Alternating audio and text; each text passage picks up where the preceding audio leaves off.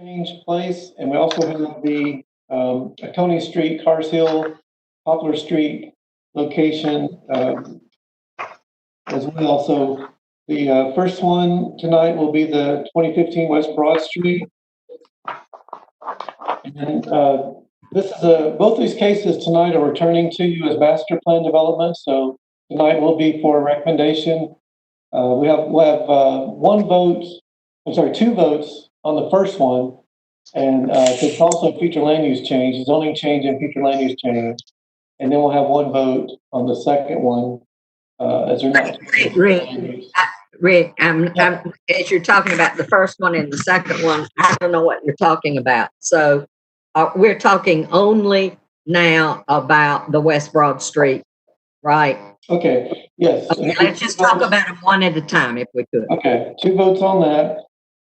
This is returning to you again for the oil change auto service facility there at the corner of Broad and Kalima. They have made some changes in accordance with comments that staff and Planning Commission has made during the preliminary discussion. So we did do another review and still have some concerns, as we expressed earlier. There's a floor area ratio waiver still, and they've added enough that they could of plaza space to make up for that floor area, but they're still lacking somewhat in floor area ratio. It's difficult for a place with drive-throughs, several drive-through lanes like this one has, to meet a floor area ratio. The primary reason behind floor area ratios is that the pattern be traditional along the buildings along the street with, in this case, a lot of small office and retail stores with minimal parking lots. Not a lot of drive-throughs. We know there's a gas station, there's a cookout in the area, as well as a Steak and Shake next door.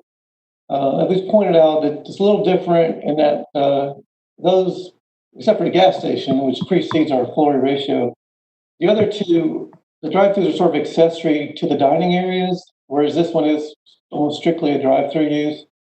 So, it's the floor area ratio waiver. We feel comes about because of the proposed use, not so much as a hardship on the property, as much as the proposed use is driving that waiver. We do feel like a retail and office building would have a chance of meeting that floor area ratio. The other concerns we have, and I think everybody hopefully saw that we did remove the driveway concern as far as location. We still do have a concern as far as we didn't see any physical hindrance to stopping full access turning movements on the driveway. They did say they're being painted for right in, right out, but we did not see any, sort of a concrete triangle or anything to physically hinder full turning movements. Certainly that could be a condition. I'm sure if you guys wanted to approve it with such a condition. Rick, may I ask a question about that? Yeah. As I was there, I want to be sure that I understand right in, left out. So that means that people will come from West Broad, and the right in, left out means they go back the same way they came in? That's right. I'm sorry. To go to Broad Street. So, right. So there's this, right now it's shown as being painted as marked as right in, left out. I think we've seen some of these, like there's a bank in front of the Barnett Show Shopping Center at the Gaines School light. And I think the bank stops traffic from going into the neighborhood behind the bank there. So something like that. They usually shape it a little bit to make traffic sort of go that direction. I think it can be done. Again, I think that's sort of a minor physical improvement, but that could be something done. As well as on the plaza space, they're missing some features that we normally require for plaza space, such as some trees, extra shade trees. Yeah, yes, Maxine. I want to finish about the right in, left out. I still have a couple of questions. The reason for the right in, left out is to prevent the traffic in the neighborhood. Is that correct? Right. That's what we were trying to get at, is to avoid traffic using the neighborhood for cut throughs, going back to Broad Street to Commercial Street. Okay. So in reality, without some kind of barrier or hindrance there, or some way that the pavement is used to prohibit that, there's no such thing as a right in, left out, unless there is something that makes people do that. Well, that's what we feel. I mean, they're going to market that way, but we feel like people will need a little bit more of a physical obstacle. Absolutely. Okay. That's, thank you. You've answered my question. And so, again, just some beefing up the plaza area space. We did find out, again, that the driveway location is fine with Public Works. There was some miscommunication about that, but the driveway location is actually fine. It's just the hindrance of making sure people do the left out. So that and I guess they did add a good heavily vegetated buffer along Kalima, try to screen the oil change place from the houses across the street. There's two votes on this. Our comp plan calls for such areas that are adjacent to residential neighborhoods and general business designation to be pedestrian oriented and be focused to give into pedestrian circulation rather than automobiles. And this is, this automobile driven use. So we feel like, at least on a designated corridor area, this isn't just the appropriate place for it. Again, we have unlike other drive-through uses in the area, we have a residential neighborhood right across the street, and it's on a local residential street. You look at Steak and Shake and Cookout, you're not using a residential street, you're not facing residential neighborhoods. So we feel like it's a little different. It is. In that case, we certainly don't have a problem with commercial zoning on this lot. We do feel like some commercial zoning is appropriate here, but just for the right use. And there are other lower intensity uses we feel like could use this lot and be more compatible with the adjacent neighborhood. So we have recommended denial of the future land use and the zoning amendments.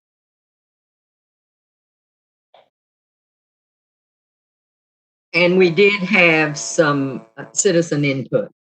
Yes, there were several letters that the applicant provided, signed by folks in the area. I don't know, they didn't have addresses on them, but they did not. I noticed that there were no addresses. They all said that they lived in the neighborhood, but I didn't see any addresses on there. Yeah, maybe they can clarify. And it was a single form letter that they all just signed separately. That's correct. So anyway, they can probably explain those letters a little better. That's the only comments we received in writing. But is it appropriate to consider comments that were brought to us at the first session? Oh, as far as the gentleman who spoke? Yes. Well, certainly. You can take that all into consideration, certainly, yeah. Okay, thanks.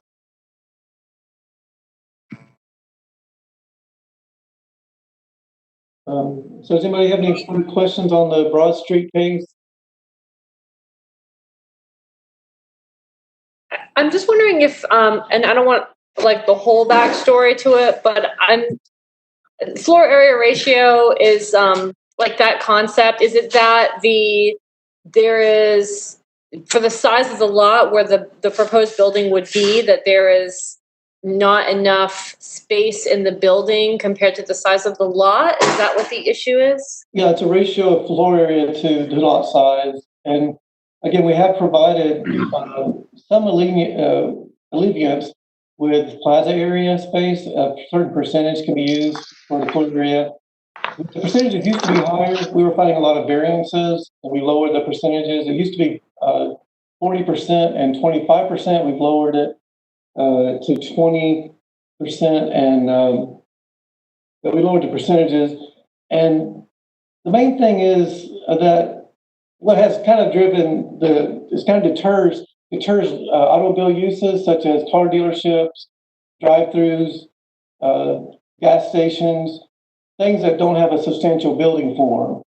Years ago, we had almost like a trailer use pop in on Broad Street right near here, and we had some concerns, some complaints about, do we really want to see a row of used car lots and trailers in this area? We want to try to keep the historic, traditional building form. Because in this area, mainly we've had older businesses, again, this mom and pop shops, a lot of them that have, really a heavy floor area ratio to lot size, kind of minimal parking.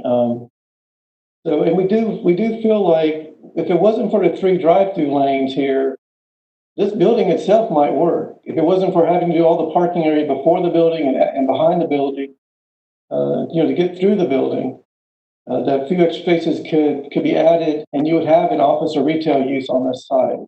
It's the proposed use we feel like is causing the hardship in this case, and not the floor area ratio itself, but the proposed use in this case.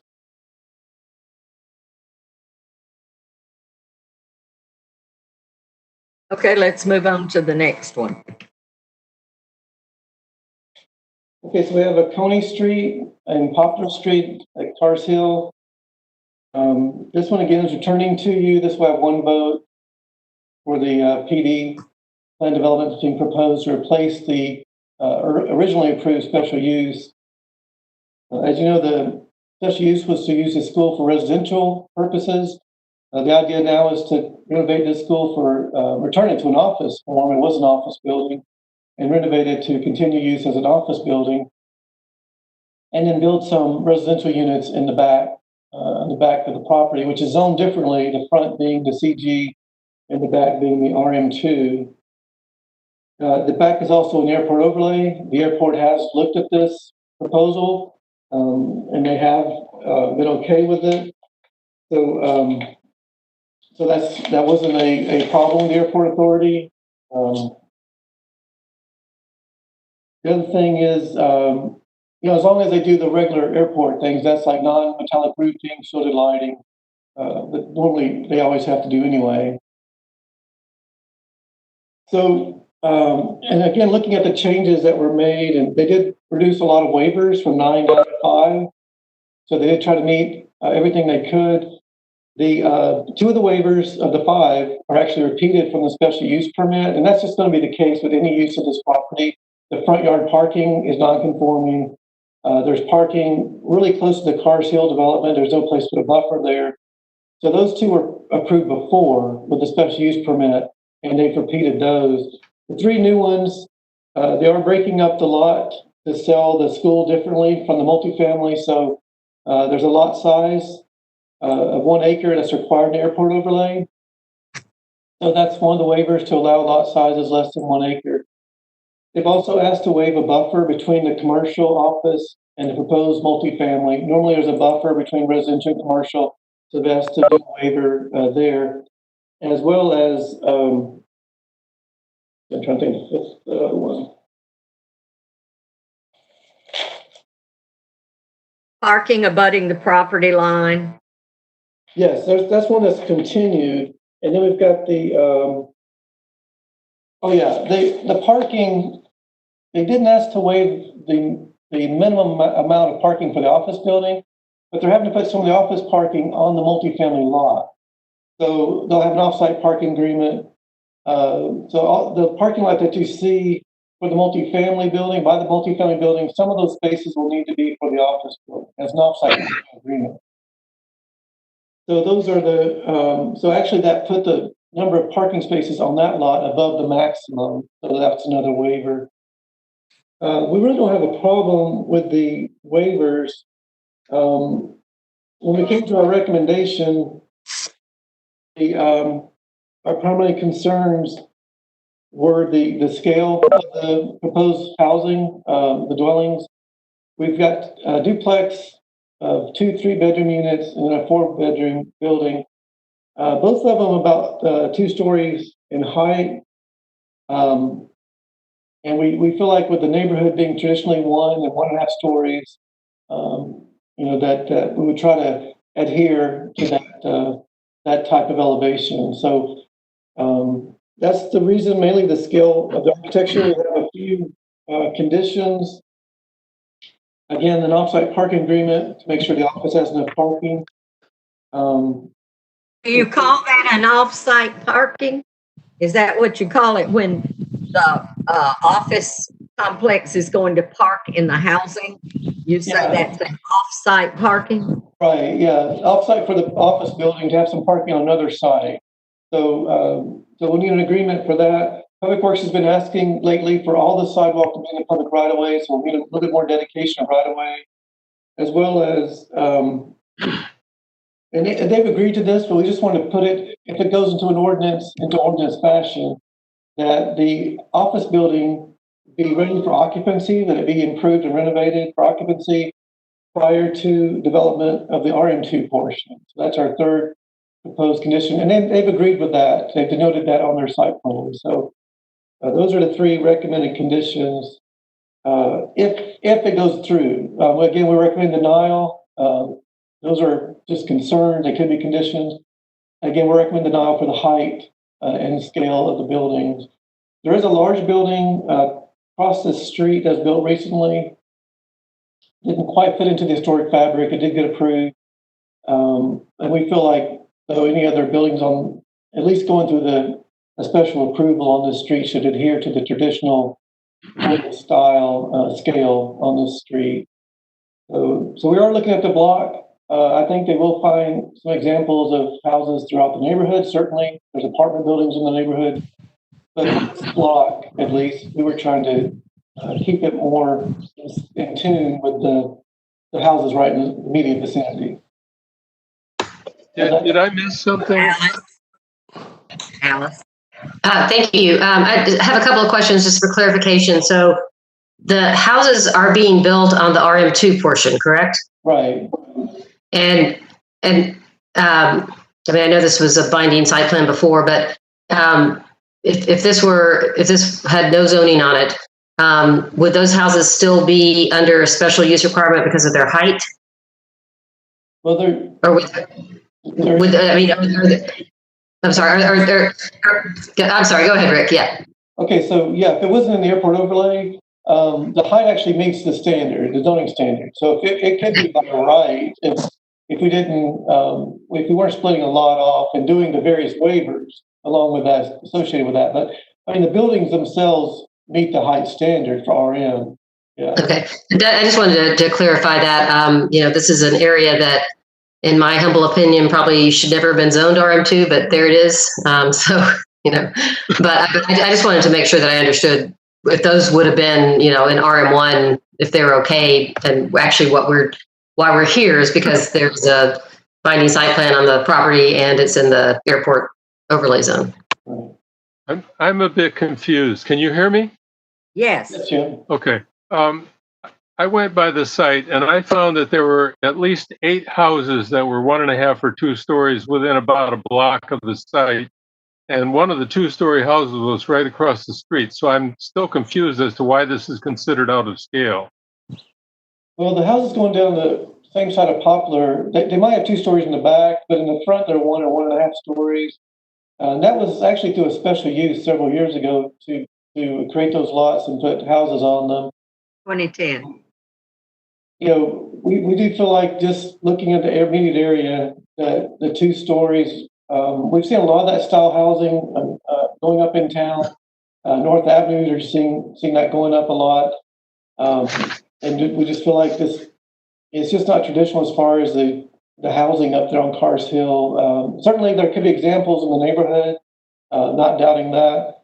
But as far as right next door and across the street, except for the large one, you are right. Directly across the street, there's a large one. But as far as the others go, we feel like they're lower in height. And so we would ask that they try to keep to a 1.5 story type height on these buildings. We did. I would say at least half of those houses were 2 stories, but there were more 1.5 than 2, maybe. Matt? Yeah, I had the same question. I just wondered, Rick, if you could, is there a source for the idea that in the code or the plan that if a neighborhood is predominantly 1.5 stories, that 2 stories is beyond the pale and shouldn't be allowed? Because it strikes me that in a growing community, as a general rule, we don't want to say just because everything's 1.5 stories that, even if it were, and I agree with Jim, I drove by there, there's plenty of, those 1.5 story houses, because of the slope on the lot, they're like 2.5 stories on the backside, and it's evident from looking at them from the street. So they're not really 1.5 stories in my mind, but I just feel like, as a general principle, I don't know that we want to, or that I want to articulate a principle that says that someone who's building something has to can't go any taller than the houses next door. And I just wondered if there's a source for that in the code, if that's the law, or if this is just sort of a, where this is coming from. Well, I think the main thing behind it, as far as plan developments go, the reason why you ask for a plan development is to get something from the community that's not normally allowed.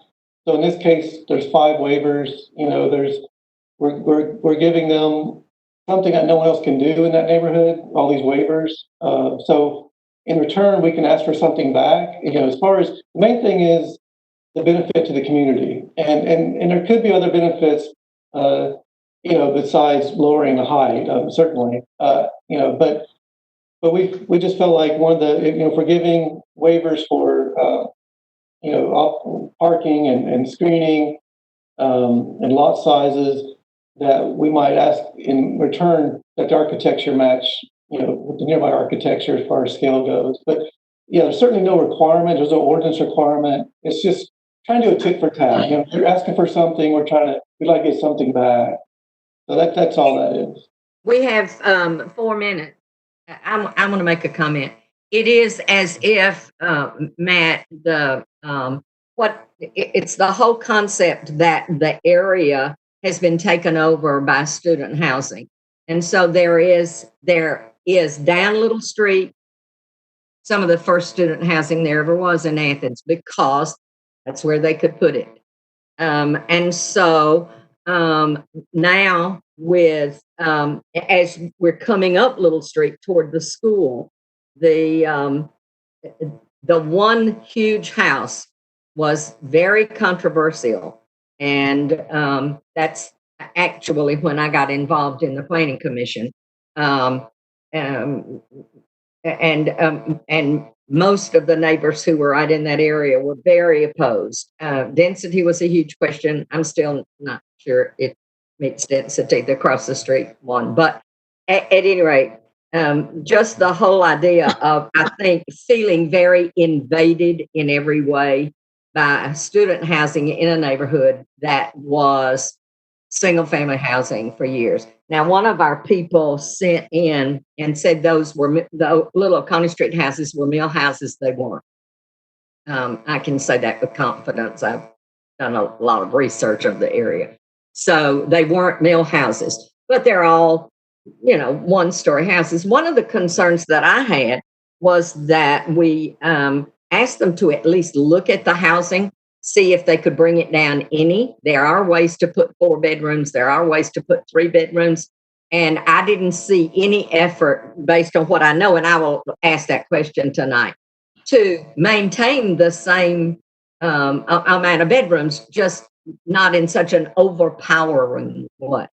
And they, it's come back just like it was, no change at all. So for me, my question is, did you give effort to this? Why? Why did it come back just like it was, without any effort to do anything to it? So that's a question that I have. And so now we have 2 minutes. Other questions about this? I did have a question that didn't come up last time, and it didn't come up for me until I read some of the letters here. And it is about the driveway the suggestion by a neighbor about the driveway remaining on Oconee or the driveway then being moved into South Poplar. And I guess we can ask the developer that. And that was on the other plan too, the first plan. Do you have any remembrance about why they did that? I know with multifamily, we oftentimes look for a couple ways out, in case there's an accident or some reason. When you have, we often look for 2 driveways at least. Now, that doesn't mean that can't be used, but except for emergency purposes or something like that. But I think they're closing the Oconee Street one and opening 2 on South Poplar. So they still have the 2. My question is, why did they determine to close the one on the front? I can ask them that. You don't have to answer that. But once I see a neighbor asking that question, and then for you all, when the discussion comes behind the rail, I will share with you all that I was communicated with by 2 neighbors, and I will tell you who they are and what they said. I've checked with Brad about how to handle that, and so I'll share that with you. Okay, well, Todd, I guess we're ready for the regular meeting. Yeah, 1 minute, I guess. Oh no, it's 6 o'clock. Do we go straight into it? No, I don't think so. They've always been 2 separate meetings. Okay, so when we, Todd, are you there? Okay, I guess we can put up the slide. We'll turn off our cameras and our mics for a minute. And Are we going to have to log back in? No, don't log out. Okay. Just turn off the mics for a minute. Why don't we do it?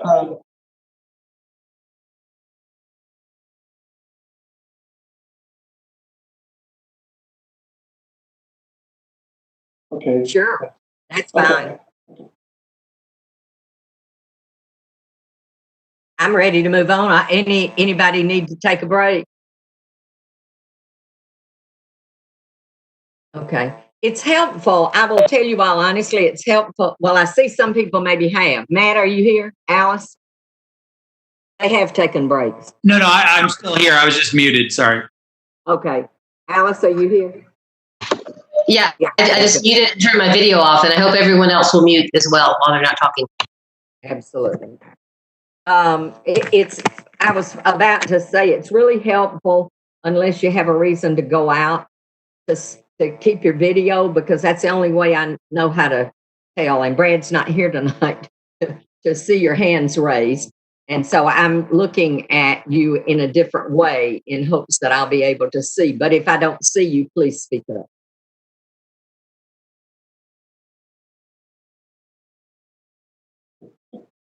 So are we, Todd, what are we doing?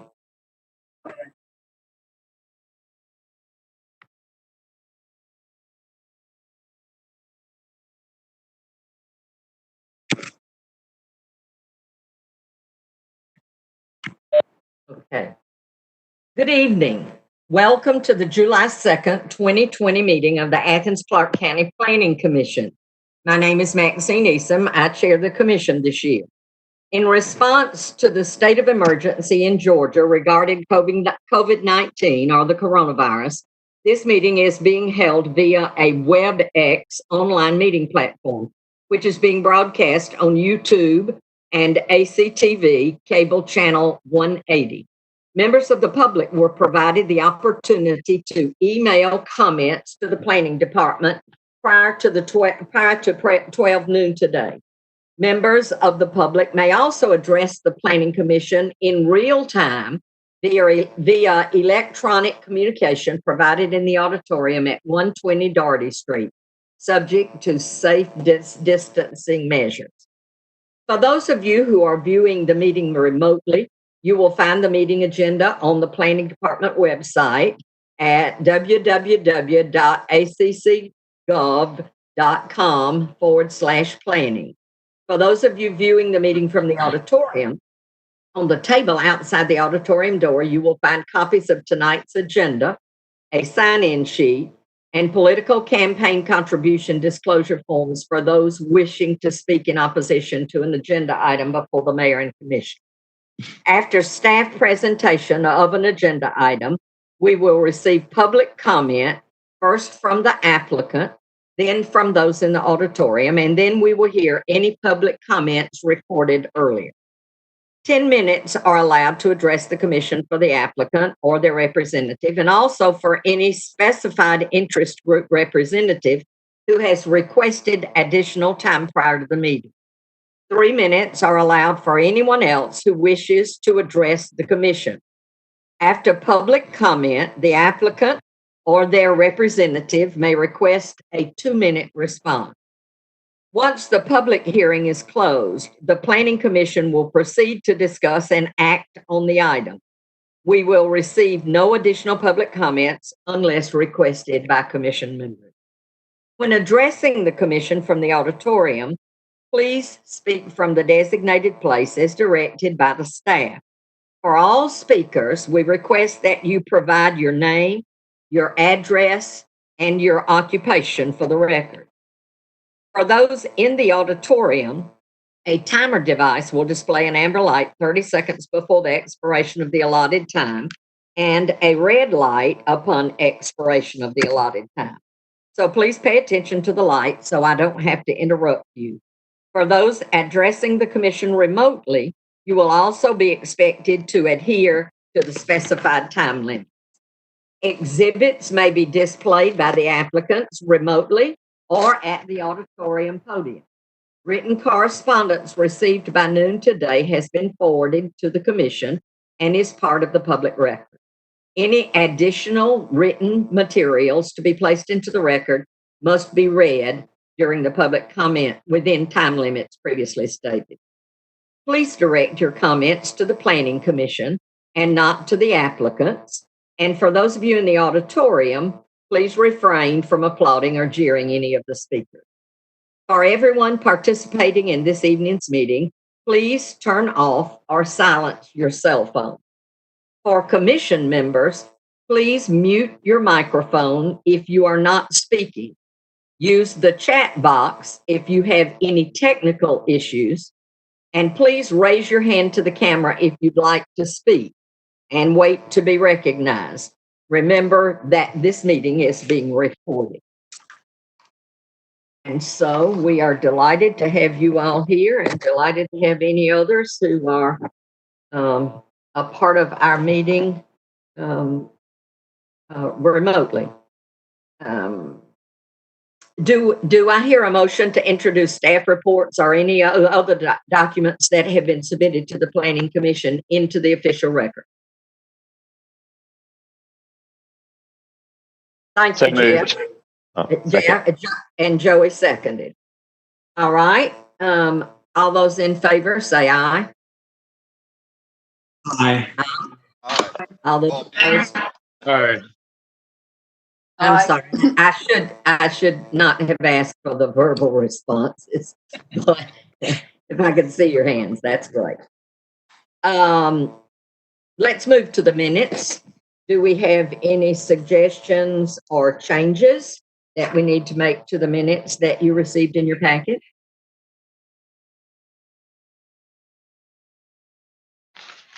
If not, do I have a motion to approve? Thank you, Jeff Scarborough. Do I have a second? Second. We'll do a verbal vote again. All those in favor, please say aye. Aye. Aye.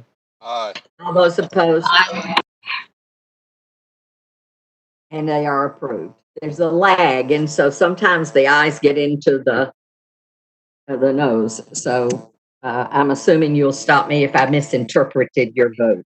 We will do all votes by roll call for this reason as we're going through tonight.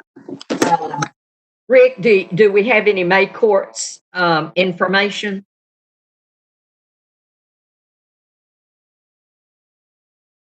You're muted, Rick.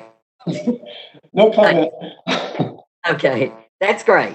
All right, then we'll move on to the first application It is a master plan development, case number PD-2020-02-697, located at 2015 West Broad Street.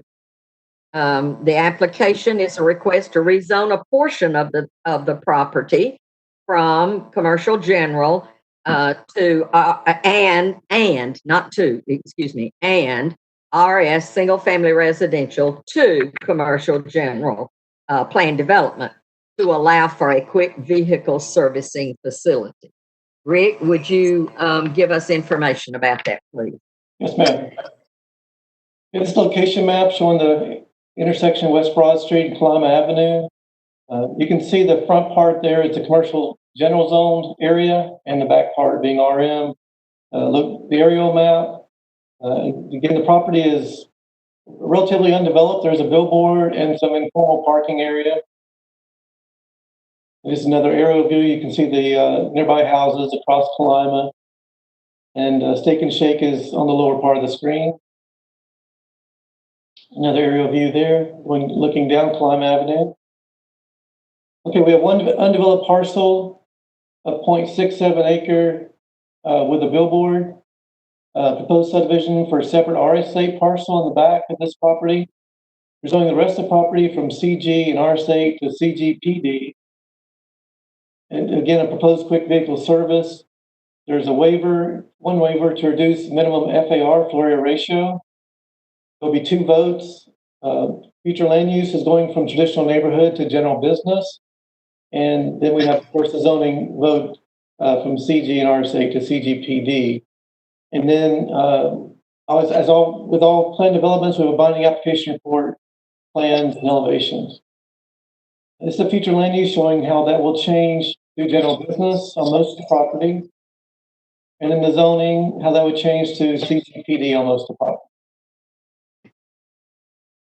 So again, we have the single family lot being created in the back, it's sort of a buffer, as well as they've added a nice vegetated buffer along Kalama Avenue. There's plaza space that's been moved to the front of the property. And then, as you see, the 3 lanes going through the oil change place coming out the back and the parking on the side. And the location of the driveway has been changed to be closer to the intersection. It has been approved by Public Works Department. The landscaping, we see the street trees, the parking lot trees, as well as, again, the vegetated buffer, screening buffer along the line. Okay, we have elevations here. Again, these haven't changed. The building elevations, 4 sides, showing the 3 garage bay doors in the front, or on the 2 sides of the building. The front's on the bottom right, that'll face Broad Street. Okay, so our comments from staff is that it's the proposed use that's making the FAR floor ratio compliance difficult. We do believe there's other uses that could fit on this property without such a waiver. The comprehensive plan calls for pedestrian-oriented design when you have a general business future land use designation adjacent to residential neighborhoods. And we do have an adjoining single-family neighborhood and a local residential street. Other comments we have in the staff report concern the driveway design, and that the driveway location is fine. The site plan does denote right in and left out only, but we don't see any physical obstacles to full turn movements. The plaza area is lacking some amenities, some trees, and other features to fully qualify as a plaza area. Staff is recommending denial for these reasons of the future land use map and zoning map amendment. And that concludes the staff report. Thank you very much, Rick. And at this time, we will hear from the applicant. Is the applicant in the auditorium? Yes, Madam Chair. Can you hear me? I can. Can we see you? Yeah, I think I'm in there somewhere. My name is Bob Smith, and I'm with Smith and Associates, representing the applicant tonight. Since the last Planning Commission meeting, we had the opportunity to go back to the drawing board and incorporate the input received by you and by staff. So Primarily, we relocated the pedestrian plaza to the West Broad Street frontage. We relocated the trash receptacle to the west side of the building, completely out of sight from Kalima. And we were successful in gaining approval from the Transportation and Public Works Department to keep the existing driveway apron where it currently is and not moving the entrance further south along Kalima. This was a huge help because it keeps the drive aligned with the commercial drive across Kalima, not impacting the residential uses across Kalima. This also provides us the opportunity to provide a substantial landscape buffer between Kalima and parking lot. The buffer completely blocks the views from the houses along the east side of Kalima into the parking lot and into the proposed bays on the building. We've included the buffer detailing in the plan so it can be considered binding should this plan development be approved. We also found a way to conserve existing trees on the site in order to meet the conserved canopy requirements. On the plan sheet itself, we expanded the viewport so you can see the location of the building and parking in context with the surrounding uses. You can now see how the improvements on the Steak and Shake site relate to the proposed use and see the location of the houses on the east side of Kalima. Commissioner Kinman at the preliminary hearing raised the question of vehicular interconnection between the subject parcel and the Steak and Shake parcel. So I hope this better illustrates the physical barriers, not to mention the ownership hurdles and easements that we would have to negotiate. There is a significant ravine between the subject site and the Steak and Shake site. The thick gray line you see at the top of the site plan is a retaining wall, I think about 10 feet tall. It supports the drive aisle for Steak and Shake, the dumpster pad, and the parking along that property line. So while it is a good idea to consider access, and we did consider access probably about 10 years ago when we were looking at these two sites together, but I'm afraid that ship has sailed, further boxing us in on this site. Regarding vehicular access from West Broad, of course, GDOT will not allow access to the site from West Broad, and we included that correspondence from GDOT as an addendum to the narrative. So here we are, and yeah, I get it. Nobody is in love with the use. Granted, nobody is going to flock to a fast oil change business on foot to hang out in the shade of a billboard next to a 4-lane highway. However, given the site constraints like the billboard, like the ravine on the western side, and like the access restrictions, and most importantly, the desire to protect the residents of Kalima, the small footprint of the proposed use has merit, I think, particularly in light of the strides we've been able to make with the design of the site itself. Keep in mind that we're not requesting that the entire site be rezoned. The West Broad Street frontage is already zoned appropriately. Unfortunately, it's only a narrow sliver, not large enough to locate the entirety of the proposed use, even though it's very small. We're asking for a reduction in the FAR requirements in order to keep the structure and parking as small as possible.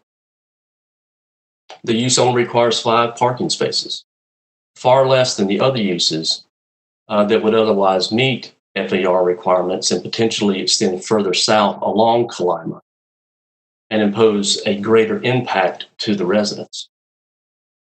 If we were to propose a structure with a retail use for the entire tract that met the FAR requirement, the structure would need to be at least 5,567 square feet and require a minimum of 19 parking spaces. This would obviously have a greater impact on Kalima. By keeping the footprint small, it allows us enough space to preserve a portion of the subject tract as a residential lot. When this lot is added to the already existing lot adjoining the tract, it makes way for 2 additional new homes on the west side of Kalima. Regarding the comprehensive plan, I would encourage you to read the entire description of the general business designation. The second sentence in the description states that it is intended for small and large-scale retailing and service uses that are auto-oriented, such as Atlanta Highway, Lexington Road, and US 29 North. The description then goes on to describe pedestrian-oriented design, which we are doing by providing sidewalks, by providing plazas, and providing a front entry to the building on West Broad. In the amended staff report you received earlier this week, the planning staff listed 3 remaining concerns, all of which can be easily remedied. The sidewalk is shown as located in the future right-of-way, which will be dedicated to the city during the planning process. We can also easily add an additional amenity to the pedestrian plaza as required by code. This was an oversight on our part, and we'll be glad to correct it. And lastly, we can modify the drive apron to prevent right-hand turns onto Kalima. Details like these are normally incorporated into the civil plans at the permitting stage. In closing, I do think the small footprint required by the proposed use, coupled with the location of the drive and the revisions we were able to make to the site design, does provide for an offsetting community benefit by protecting further encroachment of commercial uses along Kalima. So thanks for your time tonight, and I'll be happy to answer any questions. Thank you, Mr. Smith. All right, I think that we are ready to receive any input from anyone who is in favor of this plan. Are there people there? Yes. Oh, we see. Good. Good afternoon. My name is Ken Darius. You can step up on that circle right there. That circle. Okay. There you go. Do I need to mask? Good. Okay, my name is Ken Darius. I'm an attorney from Athens, been practicing law here for 47 years. And my wife and I own that piece of property. I grew up partially in that neighborhood and know some of the neighbors. I have been contacted at least 7 times by buyers for this particular property. And I felt like if it did not fit, I would refuse to sell.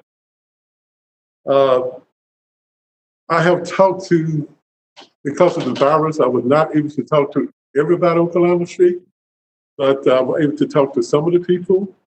The person that affects the most is Mrs. Marshall, who is the first house directly on Kalima Street. The driveway is above her house. She has no objection to it. Matter of fact, she says, I have always talked to Ms. Marshall about this particular property, and she's the one that came up with the phrase, Ken, this is the best that we ever going to get. And I think what she meant about that was, we have a building that's not too large. It's opens up at 8 o'clock in the morning, and it closes at 6. It's not open on Sundays, and there's no glaring light or anything that would affect her at all. In regard to cars in and out, the place is already being used for a parking lot.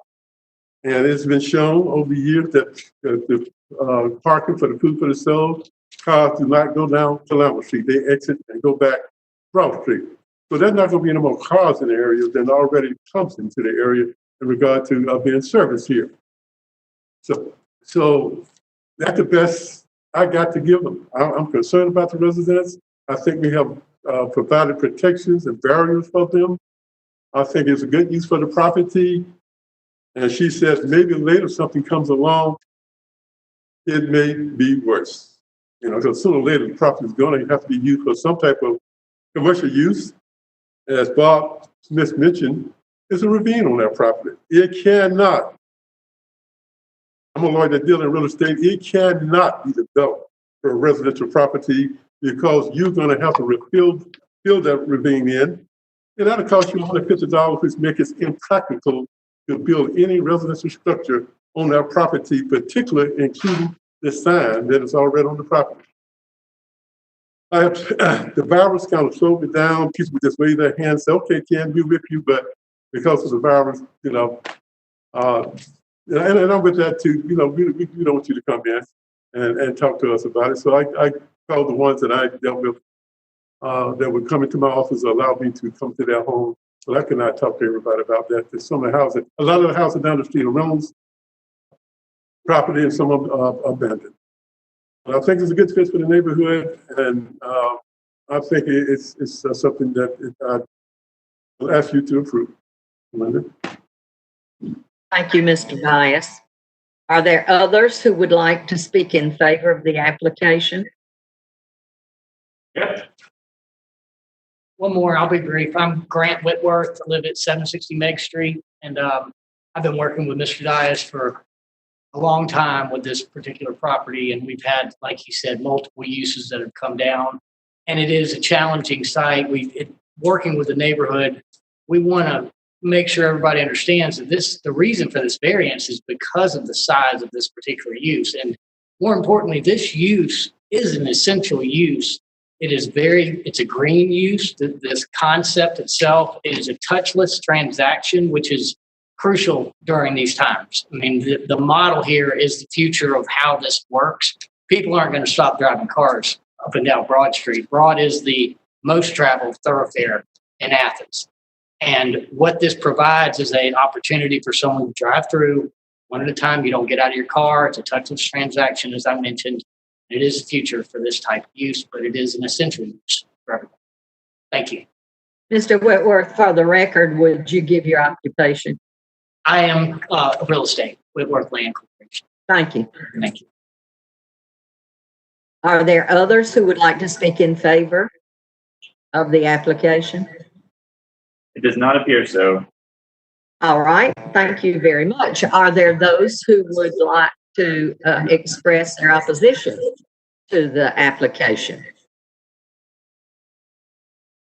It does not appear so.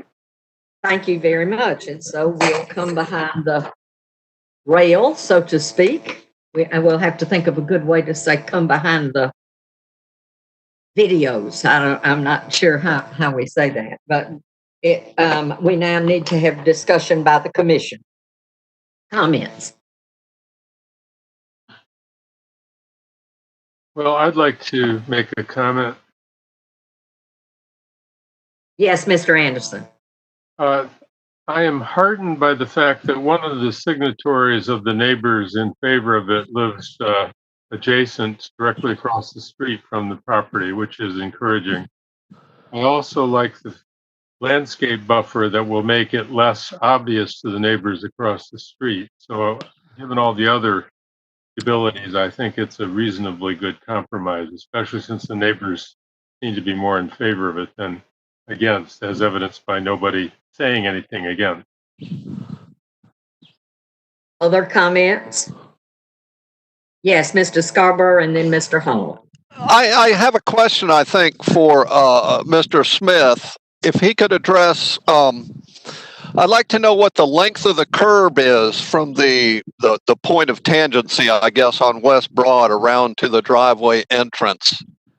Do you know that off the top of your head, or can you make a reasonable estimate? I think it's around 50 feet, between 50 and 60 feet. Mm-hmm. Okay. All right. And another question, has any consideration been given to reducing the lighting after hours? I mean, I know that there was a lot of, there's downward facing lighting and all that, but is there reduced lighting after hours? So it's, only for security and not for, is the sign out front going to be on all night advertising it at 3 a.m. or anything like that? Yeah, that's a good point. And I don't think there's any, let's see, try to pull up the actual architectural elevations right quick. I'm trying to see if there's any signage on the Kalima side, because that's where it would be most objectionable, right? And I don't think I'll see any. Okay, and I'm thinking about parking lot lighting too, and things like that, lighting over service bays. I would just ask that you give some thought to reducing that lighting to the minimum as we go on. So that was all the questions I had, and now I'm going to get to the comments, I guess. This is the worst use for the property except for all the others. It's not it's maybe not what we would have liked, but it's certainly, given all the thought and the consideration that's been given to buffering it from the neighborhood and keeping it pushed up as far forward as it can be. It may actually be, it's not ideal, and it's certainly not a pedestrian oriented activity, but there's at least some green space in the form of buffers, and even a retention pond or a detention pond. The plaza at the front does give some of that. I just want to say it's a shame there's a big billboard out front, and I thought at our last meeting that was historical, but I see that easement was signed more recently. So, but I know that times change and things like that. So, I guess I just want to say it's not as bad as I thought it was going to be. Thank you, Mr. Scarborough. Mr. Hall? Thank you. I have one question that I'm going to put out there, and I would welcome input from Mr. Smith or Mr. Dias or from staff, anyone who has any information on this question. And then I also have a comment that I'll make. Well, the question is just, looking at the map, it baffles me that we have such a narrow bit that's zoned commercial along West Broad Street. It's completely out of keeping with everything else adjacent and in the vicinity. Normally it's 100 or 200 feet deep of commercial before you transition into the residential areas. And this peculiar little triangle that's 60 feet or so at one end and goes down to maybe 20 at the west end, just confuses me. And it seems like I wonder, is it an accident of history, a sloppy draftsman, or if anyone can enlighten me in any way about how we got here, as far as the zoning, that would help me understand if there's anything we're trying to protect in terms of the map and the zoning. Or if not, then it seems to me obvious that rezoning a portion of the RS8 ought to be into commercial, is probably the right thing to do, because we know what West Broad Street looks like. It's a commercial corridor with a lot of automotive traffic. So that's my question. And I'll leave it at that for now. Does anyone have any information on how we got there? Mr. Smith? I don't know the history behind that line. I do know the history behind it. Like I said, I was born and raised here. That property got rezoned, the county 15 years ago, 20 years, maybe longer than that, decided to rezone the entire county. I believe at that time it was still a city. And Councilman John Taylor was over that ward then. And he kind of was upset with the person that owned the property at that time. I think he kind of zoned it and approved it that way. As a result, that property get zoned entirely all the way back as commercial. It sort of was a political thing. There was no reason behind it. Somebody was supporting someone else, and he was not happy, and he did that. The explanation as to how it occurred. I have a question, Mr. Dias. Oh, am I muted? No, Mr. Dias. While you're there, one question related to that topic. Were the houses there, were the houses built in the area first, and did they just kind of give out by the time we made it to West Broad? What happened when the houses were there, West Broad Street was one lane. Yes. And when they expanded it, some of the houses were torn down. But the problem being, at that time, you didn't have all the zoning things that we have now, and all the housing was sitting right up on Kalama. Now you got a setback requirement. And that's the only reason they could put houses there. And the driveway you're looking at right now, I can tell you to be belong to Mr. J.B. Sims. and all the houses was eventually torn down. The Dye house down the street, not my cousin, and the DOYLs. All those houses sit right there. You could almost step off the street into the house. Thank you. Very helpful. Thank you. Other thoughts, commission members? Ms. Kinman, and then Ms. Beresford. You're muted. Sorry, I keep hitting the space bar thinking that unmutes me, but no, it doesn't. Before I make my comment, I think that Matt said he had a comment after his question. So I did. Yeah, I didn't. I was going to save it for later, but sure. I was just going to say that in terms of reducing the FAR, the floor area ratio, the variance that's requested here, it strikes me that it reduces the impact on the neighbors, right? Having a smaller building, it's not for a variance asking us to allow them to do a more intensive use. It's a variance that allows them to do a less intensive use and thereby shields the adjacent neighbors from what the code would otherwise appear to require to be built there. And so I'm impressed by that as well as by the community support from neighbors. That's all I was going to say about that. But thank you, Ms. Kinman. Thank you, Mr. Holland. Ms. Kinman. Y'all can call me Alice, Anyway, my comment was, I was interested in Matt's question about the history of why we have such a little skinny commercial lot there. And Mr. Dias gave one good account, and I'm sure that planning staff and maybe some people have been around for a long time, like Lucy, could probably give us some more information. But yeah, it's a huge constraint for many properties along West Broad, including this one.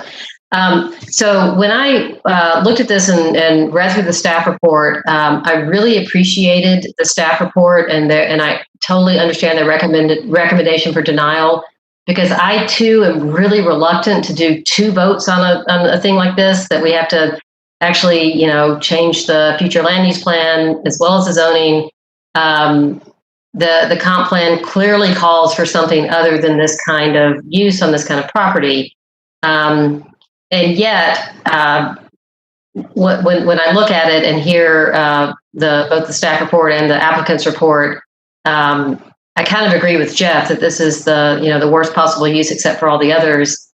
And I appreciate the efforts made to tuck this into what is clearly a residential neighborhood.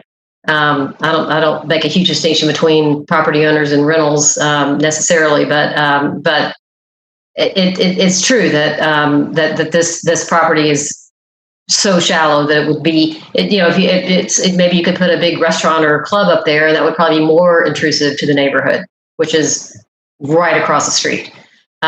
So that's my comment on this. I think that if we are going to make a motion to approve this, we do need to include some conditions, and I think we probably know what they are. Fix the plaza, fix the right in, right out. So I'm going to not make a motion right now. I want to hear other comments. Thank you, Ms. Kinman. Other comments? Oh, I'm sorry, Ms. Beresford. Yes, I had named you. Excuse me. Right. Let's see. I'm sort of in the same boat as what Alice just said, in that I'm interested in I think I would be interested in a motion where these conditions that staff has laid out are, and it sounds like from what Mr. Smith said that the applicant is in agreement with them. We might need to talk about whether whoever brought up, I think Jeff brought up lighting, but maybe we might want to discuss that as possibly a condition. But I agree with the idea of that this is tricky, and I like the idea of making it a less intensive use. And I guess a couple of things, and one of them is a question for staff. Rick, you had mentioned during the staff report that staff sees that there or other better uses that might be made of this property. Can you give me an example of what you all were thinking there?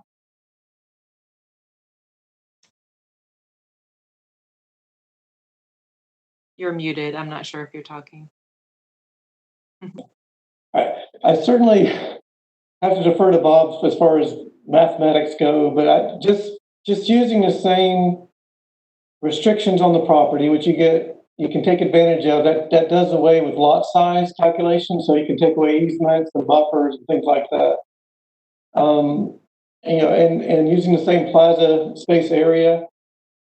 If, to me, same size building, you could add 3 or 4 spaces and have an office or retail building. I don't quite understand it, and maybe I'm just missing the mark about the needing to be 5,000 square feet and all that.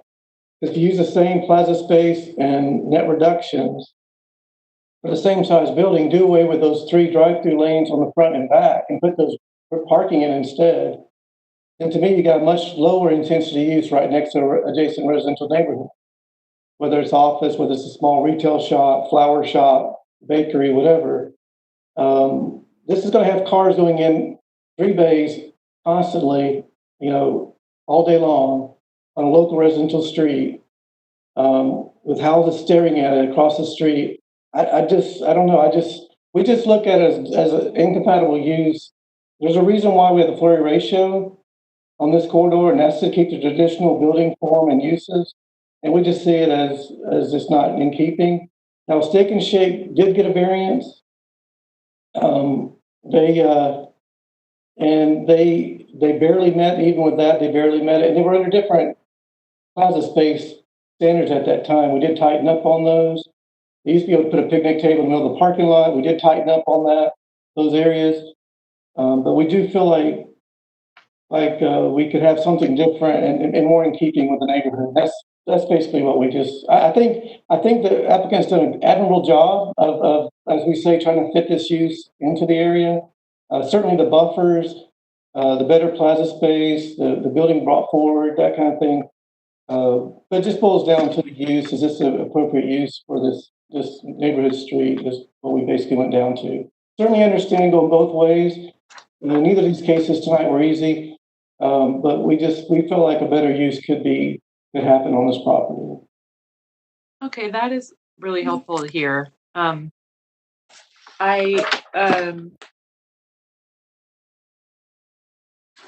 think that's it. I think I don't know if now is a good time or we want to wait a little bit, but I would like to talk a little bit about or propose conditions.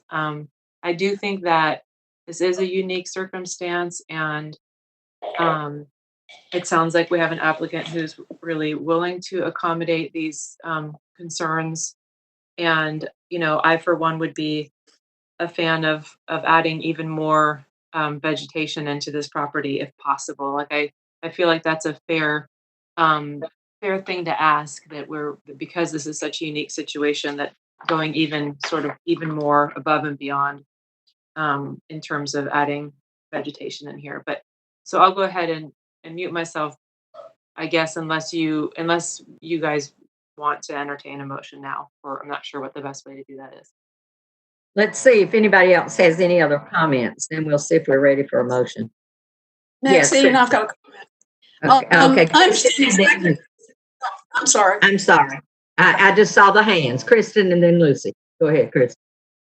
Sorry, I'll be rid of the Misters and Mrs. I'm going first names now. So yeah, I appreciated what Matt was saying about the floor area ratio, because I'm a big proponent of how to step down from commercial into residential areas, and I feel really strongly that there be a transition. Whenever I see commercial general against a neighborhood, I always get really worried. So with this, the thing I did appreciate about this project, though, is the size of the building, which it is really small. The driveway comes out, across from another commercial property across the street. So I do get that infringement into the neighborhood, but it's really minimal. I mean, it comes out like behind the food for the soul. So there's that. I appreciate what Rick is saying about the other use. I don't know, adding another 4 or 5 parking spaces though. I think it kind of takes away from the vegetation that's been added. So in general, it's the best worst use of the property, I guess. So that's about all I have to say. I'm similar thoughts to what's been already said. Thank you, Lucy. I disagree that it's the best worst. Rick had a lot of things to say, but he didn't exactly speak specifically as to the sort of business that we're talking about. And I can think of 2 separate businesses in town that fit perfectly into a residential neighborhood of this nature.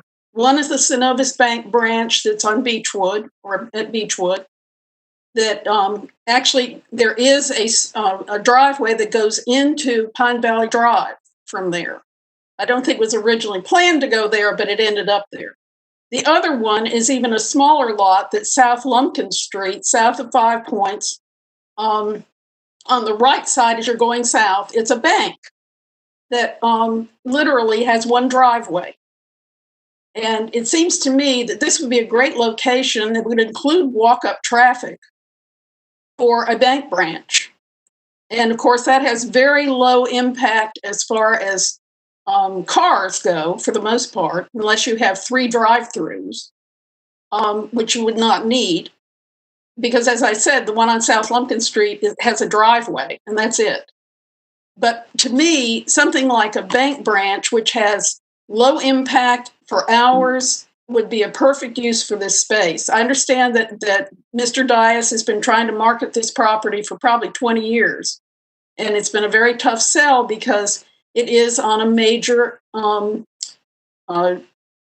Street is a major collector that has been widened over the years to the point that I think it should never have been widened that much, and I've said so. But to me, a lower intense use would be something that is not necessarily retail, but isn't office. And that's where I keep thinking about those 2 bank branches that work perfectly in a residential neighborhood. But that's all I've got to say.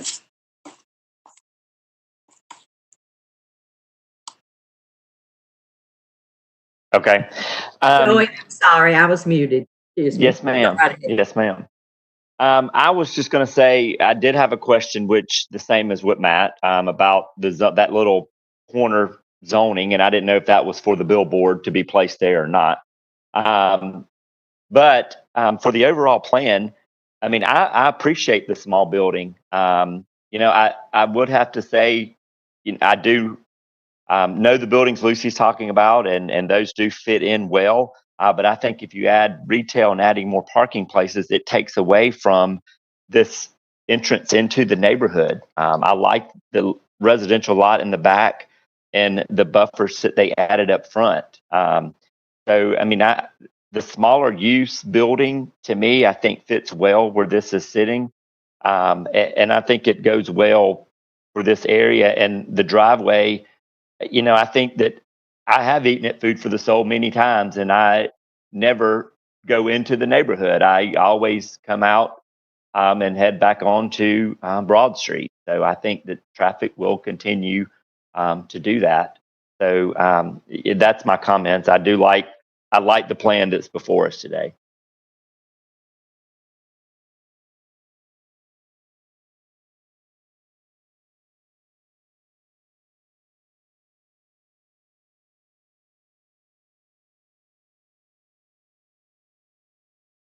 I'm muted. Thank you, Bob. I've just been talking and talking. Are there any other comments? Okay. If not, then this will require 2 votes. Therefore, it will require 2 motions. The first motion will have to do with the future land use, and a future land use amendment from traditional neighborhood to general business is required for the portion of property that we're talking about. So do I hear a motion? I will make a motion to approve the future land use. To amend, okay. All right. Do I hear a second? Second. Matt, thank you. It was hard to find the voice. All right. Is there any other discussion related to the motion? Alice. Sorry, I don't want to be like to keep commenting here, but I do just want to remind my fellow commissioners that changing the future land use, I intend to vote yes on this, but we don't do this lightly, and I think staff did a really good job pointing out the reasons why we have a future land use plan and how they're trying to adhere to it. So I really feel like this is one of those special case situations. I almost never vote yes on these kind of votes, but I plan to on this one. Other comments about the motion on the future land use?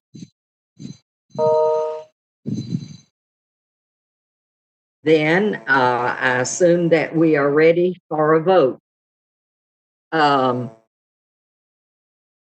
Let's do a roll call vote, please. Rick? Tucker? Yes. Anderson? Yes. Beresford? Yes. Hall? Matt? Hall? Oh, yes. Inman? Yes. Morales? Yes. Rollin? We didn't hear you, Lucy. I said no. Thank you. And Scarborough? Yes. It passes 7-1. All right, thank you very much. And we will now move to the next application. Our material up here. I find it a little more complicated to deal with materials at my house than I did when I was sitting at the table. All right, the second application that's before us, master plan development, case number PD-2020. Oh, we got. Maxine, we have the zoning. Oh, thank you. I am so sorry. Let me pick up my other materials. Okay, yes. Said we had 2 votes and then I had nothing. All right, so the second vote that we will need to take is to rezone the property at 2015 West Broad from commercial general and RS8 to commercial general plan development. Can I just? Yes. Sorry, I just wanted to invite. I've heard a lot of talk about conditions, and before making a motion, I was interested in hearing some of my fellow commissioners' thoughts on what conditions would be necessary or appropriate here. I don't know if people were going to talk about that anyway, but I just wanted to say before I, feel ready to talk about a motion, I would be interested in hearing more about potential conditions we might apply. Would it be helpful? I think in the beginning, Rick, you showed good conditions suggested by the planning staff. Would it be helpful for him to put those up, Matt? Yes. Okay. Can you do that, Rick? Yes, ma'am.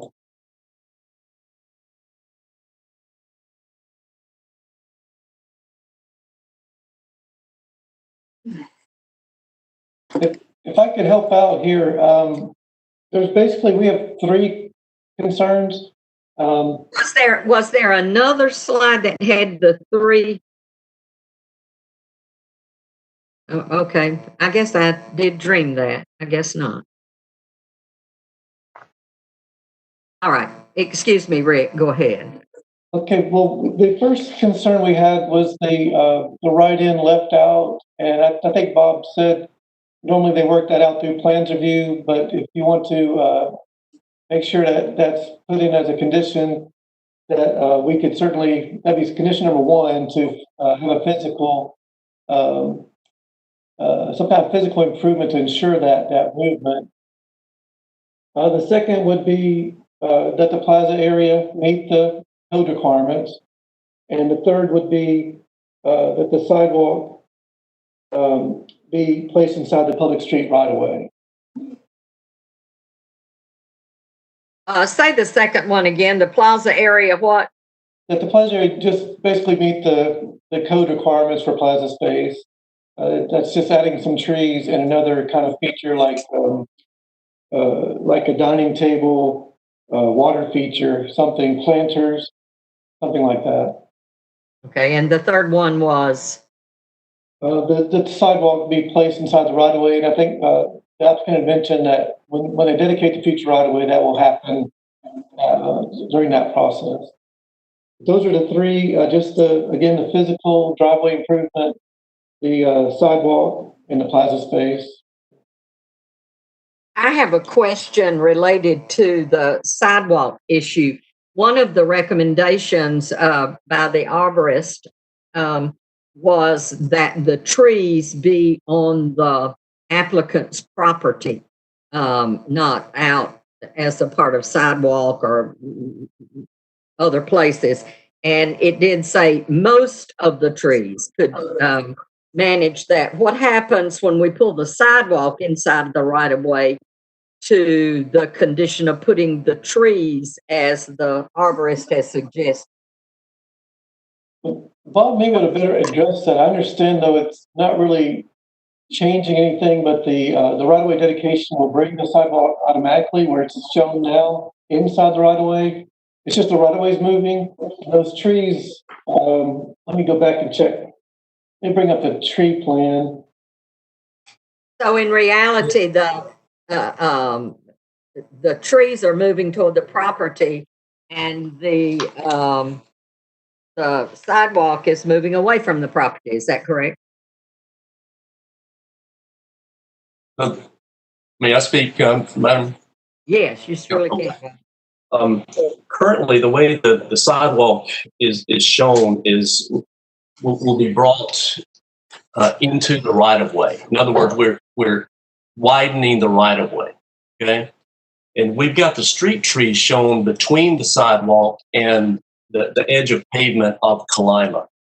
So the street trees are planted in the verge, providing some protection for the pedestrian along Kalima.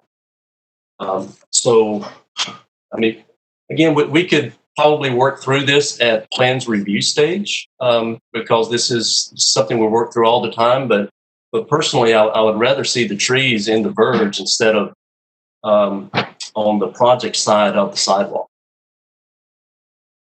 Okay, the recommendation from the arborist was not that. It was that they should be on the subject property where possible and sufficient space appears available for most or all of them. So. I have a question about the trees. How are they impacting the billboard if you're going to put trees? Yeah. You know, are they going to have to be cut or trimmed, or how big would those trees be? And then all of a sudden they're cut. Yeah, that's a good question. There's also an overhead power line running along that portion of the property, which allows us to plant small canopy trees. And that billboard's pretty tall, right? I mean, it's huge. So I don't think it's going to obstruct the views of the billboard from Atlanta Highway. Okay, so back to the sidewalk and the trees. Maxine, I have a question about this. Rick, when you say bring the plaza up to code, I understand that to bring it to code, it needs to have another amenity added. What is it missing as far as landscaping? What part of the landscape, what needs to be added? Is it a number of trees? Is it a percent coverage? What's the just really specific thing that needs to be changed? Okay. There needs to be shading by trees. Some of those trees, there maybe going to be something to shade the seating area. So some of the plaza space is supposed to be shaded as well, a certain percentage of it. So we're talking about maybe adding a tree, something like that, or moving a tree.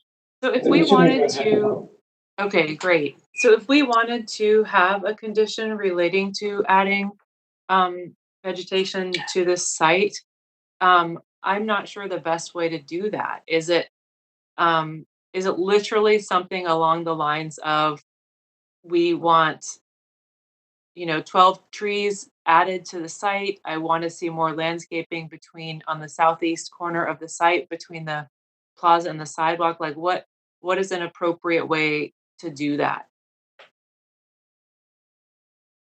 Is it as specific as that? Or is it a little bit more about percentages? Like you need to cover X percent more of the lot with trees and shrubs. It's up to your purpose for adding the trees. If there's certain areas of the property you want to have those trees placed, certainly we can just try to describe that. If it's just a matter of total percentage, if they can plant them anywhere, we can ask for that. What do the other commissioners think about that? Especially those of you who've been on the commission for longer than I have. What have you seen done? What do you think is appropriate?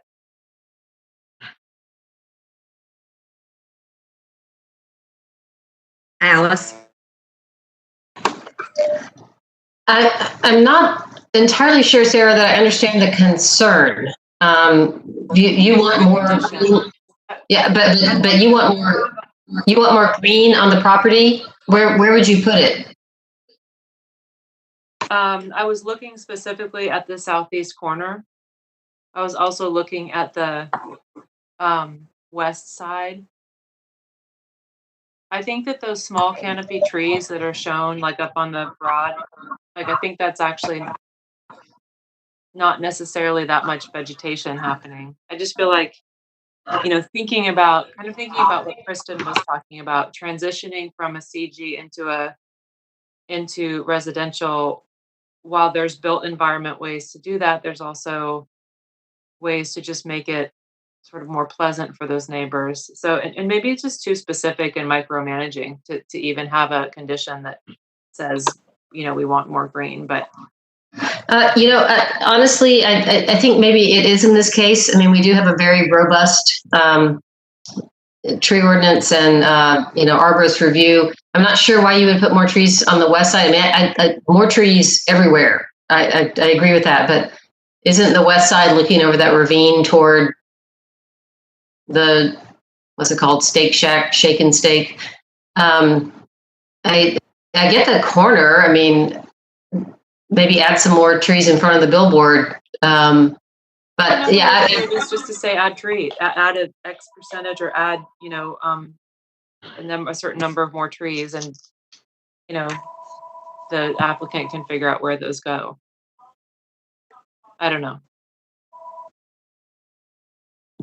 One question that I have in relation to adding in additional verbiage about trees is that as I read the plan, even when we approve this, the tree plan is not binding. Is that correct? There's no waiver for the tree plan, so that's correct.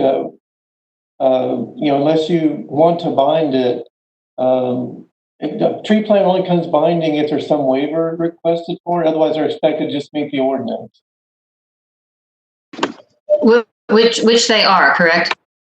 Yes, they're meeting the tree management ordinance. I mean, there is the comment, and I think, as Bob mentioned, I think we worked out through plans review about where to place the street trees. But yeah, I think otherwise the canopies, the planted and conserved canopies are being met.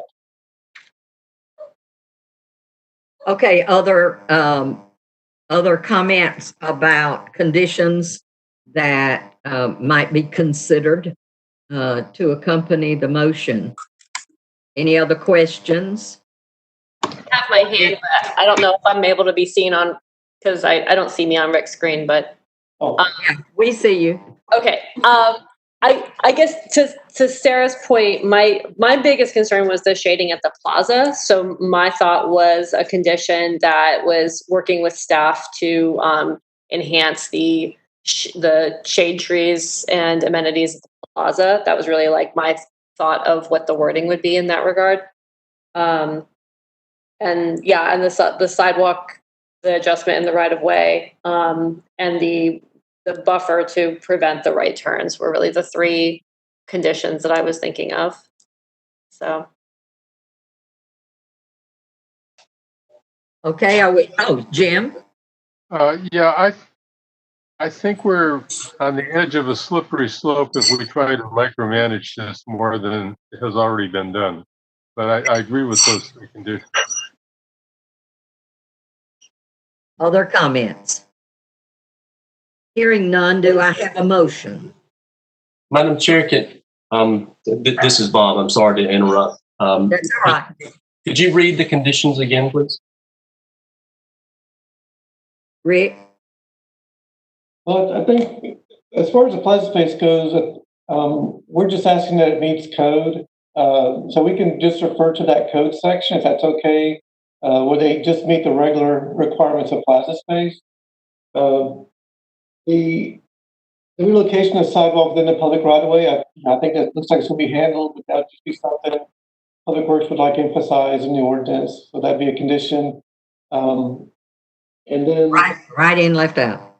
Oh, and then yeah, that one just that some kind of physical improvement subject to approval of the traffic engineer, ACC traffic engineer, to ensure that there's a right and left out turning movement. Now, Bob, I'm hearing those conditions suggested by staff. In the discussion I was hearing that commissioners might have a different or an additional condition that they will add when they make the motion. So, but the three that the staff is recommending, Rick's just reviewed. Is that okay? Yes, ma'am. It's fine. Okay. So here we are again. Do I hear a motion? Which would include conditions or not include conditions, whichever your motion includes. This is Sarah. I can make a motion. All right, thank you. So I move that we approve we approve the rezone request with 3 conditions. One is to bring the plaza up to code as per staff recommendation. 2 is to modify the plans to include physical structures that guide the turn. And 3 is to relocate the sidewalk as per staff conditions into the public street right of way. Do I hear a second to the motion? Second. Do we have any further discussion before the vote?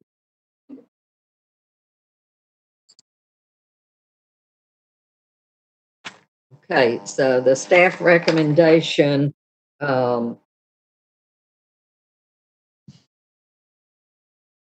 was to deny. So consider that as you vote. Sometimes the yeses and the nos, it gets confusing. But the recommendation is that it be denied. And the, Rick, you're frowning. Am I saying something wrong? The motion was for approval, right? Okay, so voting on a motion. Sarah, was your motion to approve the denial? Oh, my motion was to approve the applicant's request. Okay, so do we need Rick to vote on her motion or to vote on the staff's recommendation to us? Oh, no, it's your motion, the planning commission motion takes the place of ours. Okay, that's great. Yeah. All right, so could we have a roll call? Okay. Beresford? Yes. Hall? Yes. Hinman? Yes. Morales? Yes. Rollin? No. Scarborough? Yes. Tucker? Yes. Anderson? Yes. Approval 7-1. All right, and so we have completed that application. We'll move on to the second application, which is a master plan development, case number PD 2020-02-693, located at 594 Oconee Street, which is a request to rezone a parcel that's currently split zoned as commercial general and RM2 with a special use permit. So the parcel would be split into two parcels, and Rick will give us information about that. Rick, move forward, please. Okay, this is a location map showing the location of the property at Coney Street and Poplar Street, the Cars Hill Elementary School. This is an aerial view. You can see the existing school building on the front of the property with its parking and the old cafeteria behind the school. And then we have undeveloped property, which is owned RM2 in the back, which is undeveloped at this time. The future land use, we have general business in the front, and the undeveloped is mixed density residential. And the zoning, right now we have a special use on the property to renovate the school for residential. They did get permits. That special use has remained, but they haven't actually done the work. The proposed plan development would replace the special use. And again, you see the RM2 on the back portion. Some of that property, most of that property is in the airport overlay. Okay, so we have a plan development is to allow a lot to be subdivided within the airport overlay, because the airport overlay has a minimum 1 acre size requirement for new parcels. It will renovate the vacant Coney Street schoolhouse into office space with limited facade changes. Also to construct 2 new multifamily dwellings. This is on the back side in the RM zone portion with a duplex and 1 4-bedroom house. There's no change in underlying zoning of CG and RM1. There's no change in future land use, general business, and mixed density residential. The master plan development has some fewer requested waivers than the preliminary PD had. It's gone from 9 waivers down to 5. Fields listed here. The first 2 are actually already approved in the current plan, the current special use permit. And that's because the front yard parking exists in the front. We normally would not, our ordinance today would not allow that. That's a non-conforming lot. And then the parking lot screening between that lot and basically the cars, what do you call it, Cars Hill Flats, that adjacent multifamily development just lacks enough room for screening. Those 2 a waiver there. Again, the 1 acre lot size requirement. And then the 4th one is buffers and screening between the proposed office building, the school, and the multifamily uses. And then the 5th one, because some of the parking for the office building is on the multifamily site, multifamily property is exceeding their maximum number of spaces that they can have. So that's the 5th waiver. And we have some photos of the school building as it sits today. And this is the site plan. As you see, nothing much changing in the front. There are some parking lot changes. The driveway that's is currently on the Coney, we talked about that earlier, would become a pedestrian access route. And then we have the driveway on Poplar Street in the front there, as well as the driveway for the multifamily in the back, in the parking lot and multifamily buildings. These are renderings that have been given of the proposed dwelling units. And staff is recommending denial. And again, basically, we had some minor concerns that could be conditions, but those included an offsite parking agreement. Again, Public Works is asking for that right-of-way dedication for public sidewalk. And then phasing, and this is in the binding report, but we want to emphasize this, phasing so that the RM2 portion is developed only after occupancy is allowed for the CG portion. And again, our denial reason is basically we feel like the proposed dwelling sizes are incompatible with the immediate area. There's certainly one example across the street, other examples in the neighborhood, but we feel as far as Poplar Street goes, most houses on that street are 1 to 1.5 story, at least on the front facade. So that's the staff recommendation. Thank you very much. And so we will hear from the applicant. Can everybody hear me? Yes. Okay, I'm trying out my headphones. So, good evening. My name is Gabe Comstock. I'm with Architectural Collaborative. We're located at 1328 Prince Avenue, second floor. Thanks for your public service and being here tonight virtually. And Rick, I think you're going to facilitate a PowerPoint. Yes. If you could start up that first slide, please. I sure will. Okay. So there's a couple of us speaking tonight. Ed's going to follow me. So I'm going to briefly speak in behalf of the rehab of the historic campus. And then Ed's going to follow me with speaking about the site and the 2 multifamily cottages.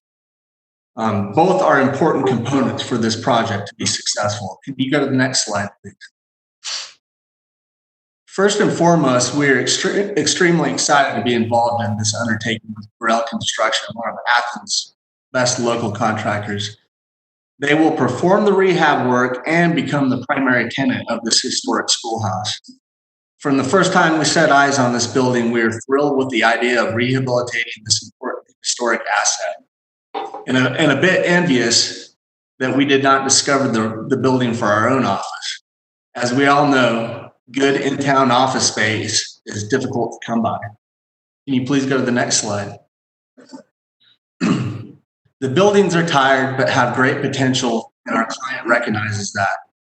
We have focused our efforts on rehabilitating these structures and bringing them back to life. Next slide, please. Entries into the building will be improved with new canopies, ramps, and stairs to maximize accessibility. Next slide.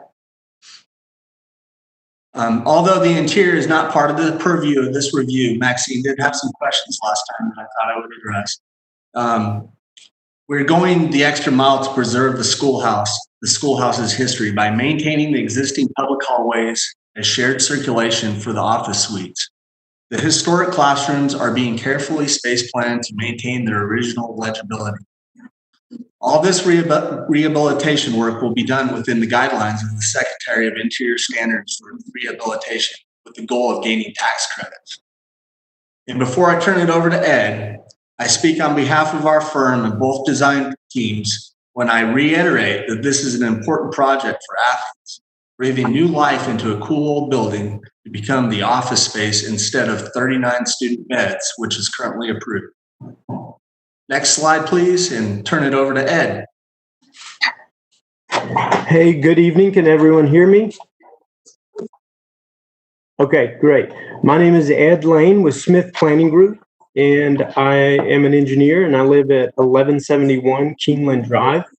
So I was going to first briefly go through several items that help show how we kind of responded to your comments on the preliminary hearing. And then I'm going to try to focus the rest of the time on the architecture of the multifamily units and also on traffic. So first, you can see there, and Rick summarized how we were able to reduce those waivers from 9 to 5, and 2 of those being existing waivers. And I'll talk in a minute, talk a little bit more about how we achieved that. Second, trees, we are meeting the required amount. No waivers necessary on the amount of trees. That's some feedback that we got last time. And also open space, and in particular being able to preserve that open space at the rear, between South Poplar and the flats at Carr's Hill. So next, I wanted to discuss the architecture of the multifamily. Staff did recommend denial on account of the architecture being incompatible with the area. And now keep in mind, no waivers were asked for, and the the elevations that were submitted do meet what's required for this zoning. Rick, could you go to the next slide, please? So I have 3 quick exhibits to kind of illustrate how this proposal relates to the block and to South Poplar. And so this one you can see just on footprint. You can see the 2 rooms and how that relates to all the rest on this block and street. And, you know, they don't necessarily seem to stick out as just wildly out of scale. Next slide, please. But, you know, this is a multi-story building, so sometimes footprint doesn't tell the whole story. So we wanted to show square footage as well. And so in this exhibit, you can see the square footages proposed versus some in the neighborhood. The dark blue represents ones that have a square footage greater than the 4-bedroom. And the light blue are ones that are greater than put together or the 4-bedroom. So you can see there's several that are comparable total square footages. Next slide, please. And finally, this exhibit is related to the number of stories. I know we've discussed that already, but you can see same thing here. All of the blue, dark blue ones have at least 2 stories. The light blue are more than 2 stories. And you can see there are 19 on the block that fit that category. Now, as it's been pointed out, a lot of these, because of the terrain on the parcel, it doesn't appear to be that way from the street necessarily, but there are many multi-story homes there. So you know, moving beyond that to just the architectural style, Rick, if you could go to the next slide. So we tried to see what we could do to change the elevations on the last go round, and what we found is we tried to incorporate things like a front porch, which was already there, but a front gabled roof, and the lap siding. I mean, just some of the elements here. But in terms of changing the footprint, we removed the back deck, and our plan was to then push the structures a little bit further from the street, so maybe they weren't so imposing. However, that created waivers. The other opposing, you know, task we were trying to do here was remove the waivers. And I'm not exaggerating when I say, when you look at the site plan, if we moved either of those units 6 inches in either direction, we would trigger a waiver. And likewise, if we moved it back. And a big part of that is we moved the we left that open space in the back, and we moved the stormwater management up behind the units. And that really just hemmed us in on our footprint. And the decision that we made was that it was more important for South Poplar to maintain that natural buffer and open space in the back, because if that got all cut down, you would, I mean, the flats at Carr's Hill would now be a very imposing structure to this streetscape, whereas now that can be preserved. And I know that's different in the fall versus in the summer, but that's one thing that is just very noticeable out on site. And so that was our decision making there. We tried to respond as best as we could. And, you know, I would just say that, you know, given the context, the other multi-story homes, the diverse style, you know, we did not agree with staff that, you know, all things considered, what's being proposed is dramatically inappropriate for the area. I understand it would be better to be smaller, but it does not seem worthy of a denial of the entire project in kind of the greater good here. So with the last minute or so that I have, just briefly wanted to touch on traffic. We did have a meeting with the neighborhood residents, and they expressed concerns. Most of those related to traffic, you know, additional traffic, on-street parking, and the substandard conditions of the road.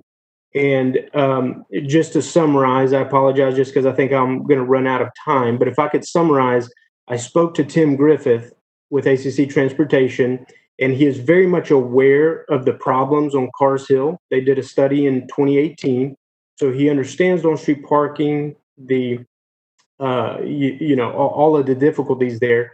But he said, and he said, Ed, you can quote me on this part. He said, Transportation and Public Works supports this project with the curb cuts exactly as shown, with the uses as shown, and the parking lots exactly as shown. That is where we want it and where we support this project.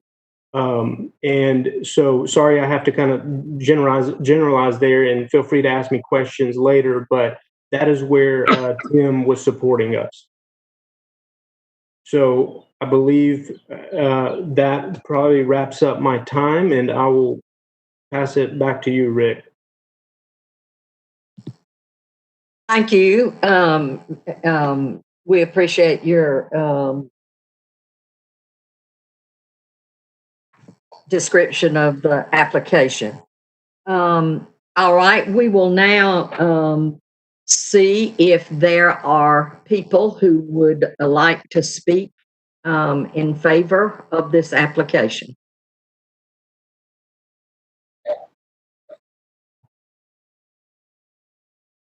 Hi, everyone.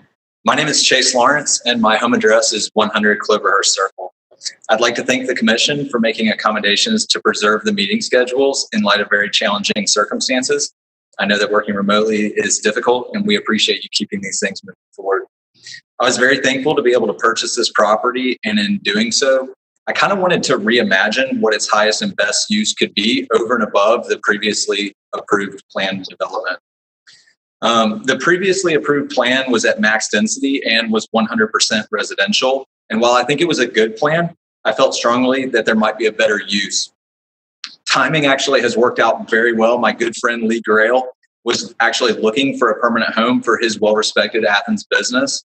And when we toured the schoolhouse together and instantly saw the potential to preserve this incredible landmark.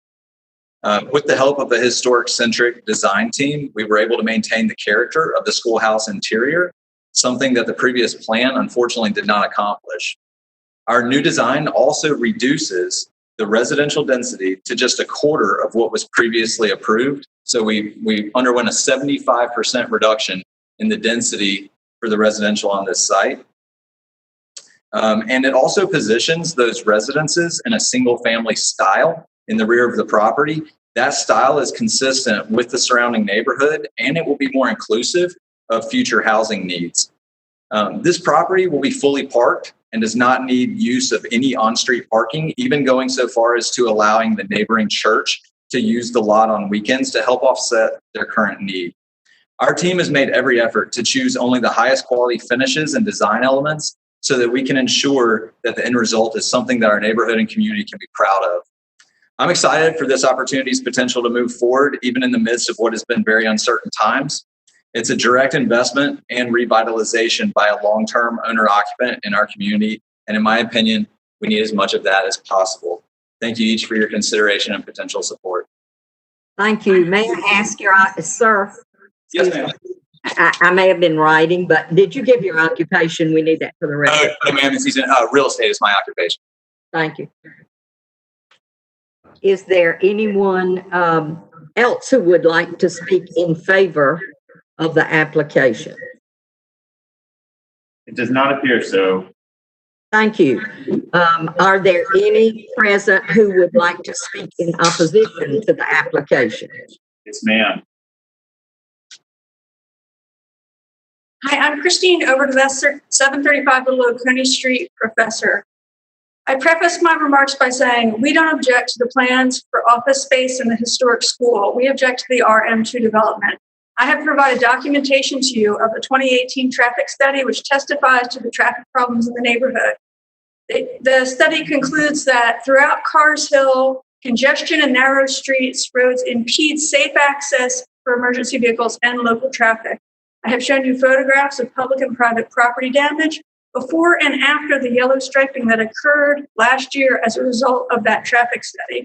Finally, I'd like to draw your attention to the fact that the report concludes that what they did last year may not be enough to ensure public safety. In other words, the yellow striping they did, the report says, may not be enough to ensure public safety. I have pointed out that traffic associated with this proposed project will increase 62% over the previously approved special use permit. I have shown you that all the proposed impact from both the school office portion and the RM2 portion is being planned to enter and exit on South Poplar Street, a substandard 17-foot road at the center of the traffic study. Moreover, the RM2 parking lot in the back, the new one, is on a curve and an intersection with Little Oconee Street, where I have shown you existing property damage, both public and private. I would like to point out that the 4.5 plus trips per day that they estimate is a conservative estimate. It's based on a general formula. We know Cars Hill is not a general area. It doesn't take into account two things: proximity to the University of Georgia. We know once those parking lots are built, students are going to come, find those parking lots, walk to campus, walk to the library, go downtown on the weekends, go to Bottomless Way. There's also this luxury student development they're proposing. How many more Amazon Prime deliveries, pizza deliveries, FedEx deliveries, U.S. delivery trucks are going to be driving up and down these substandard streets? I would like to point at the Planning Commission's preliminary plans review meeting, where the developers were asked to do two things: meet with the community and reduce the scale of the RM2 portion. They didn't do either. They even raised the height of the RM2 portion. I consider that arrogant. We met with them Tuesday evening after I called the meeting, and they were completely inflexible. We suggested different curb cuts. They said they couldn't do it. We suggested to reduce the scale by building deeper rather than higher. They said they couldn't do it. We suggested reducing the density of the RM2 to offset negative impacts in the neighborhood. We asked for 6 beds total instead of 10. They said no way, the whole project would not make financial sense. And they threatened that they would fall back on the 39-bed development in the old school if they didn't get their density in the back. I want to point out why this is not necessarily true. They're pursuing those interior tax credits they told you about. They couldn't get those if they put apartments inside. The 10 beds in the back would generate about $64,000 per year in cash flow from rent. That's a lot of money. They paid $450,000 for this development. The main owner, Chase, who you just met, owns College Town properties in town. That's 166 luxury student rentals and apartments that they manage and own. If you look at what they're doing with their own builds, they look just like this. They call them all cottages, but they have very high footprints and deep, they're very high and big. They look oversized just in the drawings, even though they always call them cottages, even when they're renting them. Why so large? I looked online at their buildings that are renting currently, and on the very first page, I saw multiple examples of things that were 4-bedroom houses in the description being described as 5 beds available. They call them flex space or bonus rooms. You're running that one. Yeah, I also noticed a 5-bedroom house that was listed as 3-bed in the tax rolls. So I'm worried that this is why they're pushing for such a large and tall footprint compared to other development in the area, especially on our block. Flex bedrooms, bonus rooms. In conclusion, the RM2 developer is in the business, I feel, of privatizing profits and socializing costs of development onto the neighborhood and onto the public infrastructure budgets. They're very sophisticated about doing this, but they've been inflexible with the neighbors and the Planning Commission's requests, and they've been very flexible with renters once they get these things pushed through. It's your job to balance the competing interests. Thank you.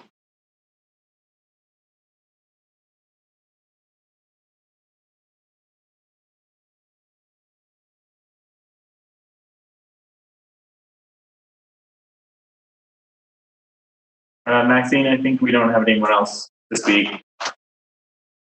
But I do not have anyone else. No, ma'am. All right. Thank you very much. We will bring the discussion to the commission. I'm not muted, am I? I want to make sure. Can you hear me? Okay, good. Thank you. Thanks for the head nod. We can hear you, but we can't see you. Is your video intentionally off? Maybe.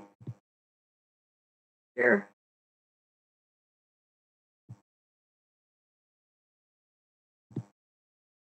Now can you see me? Yes. Yes. So good. Okay.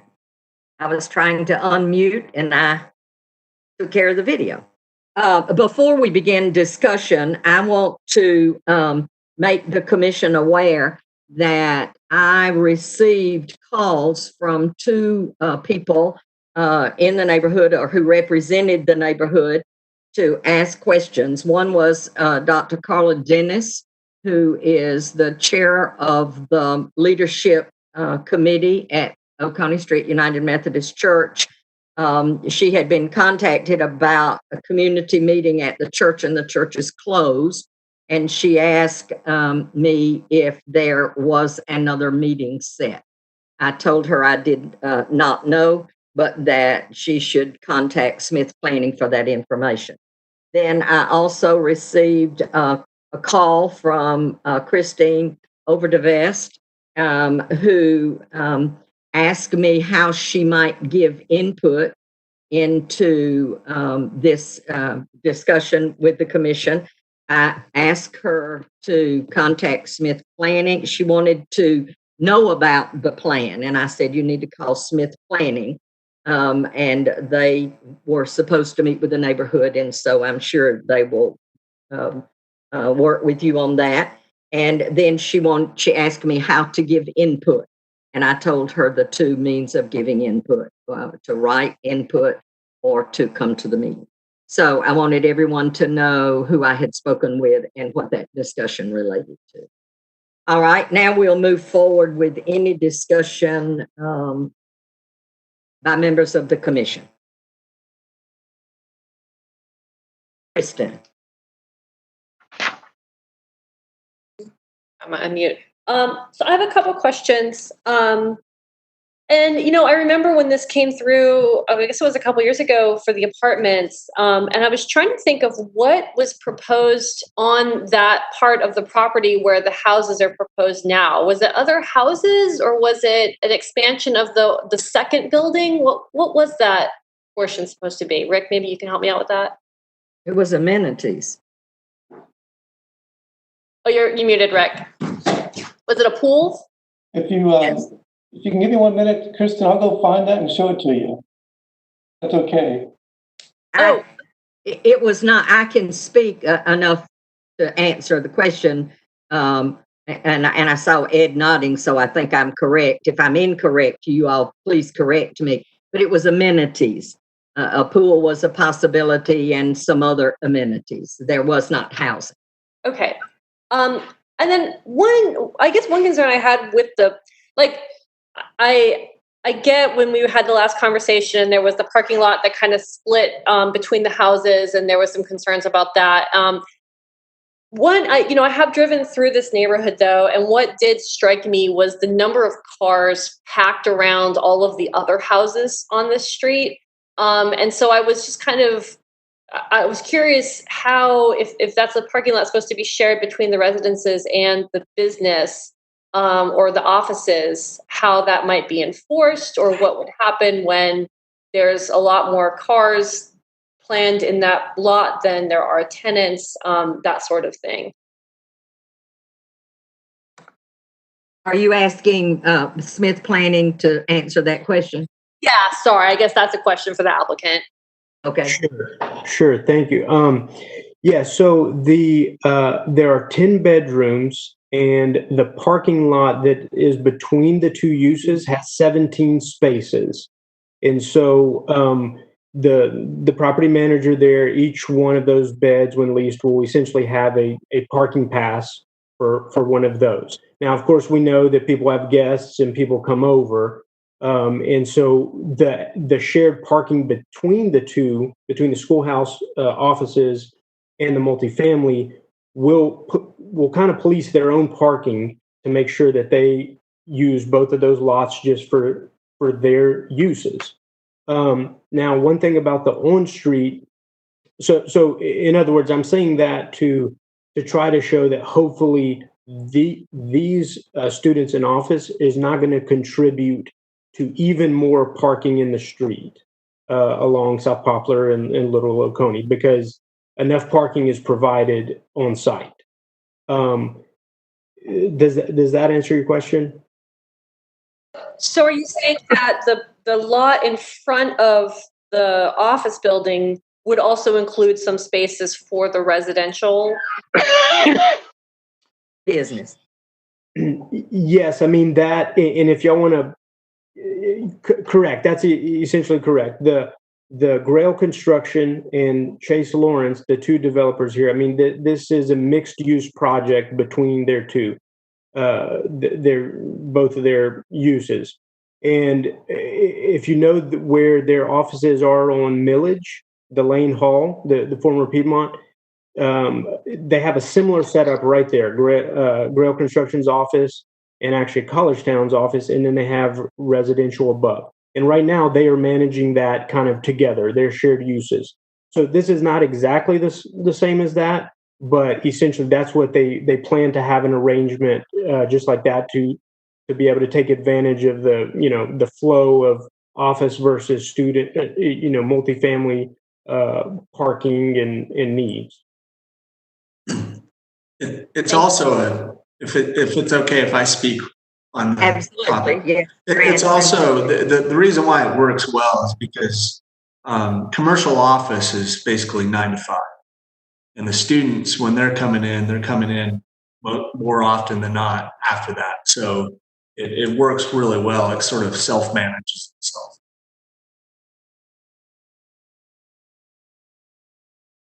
Other comments? Questions? I do have the old school plan if anyone wants to see it.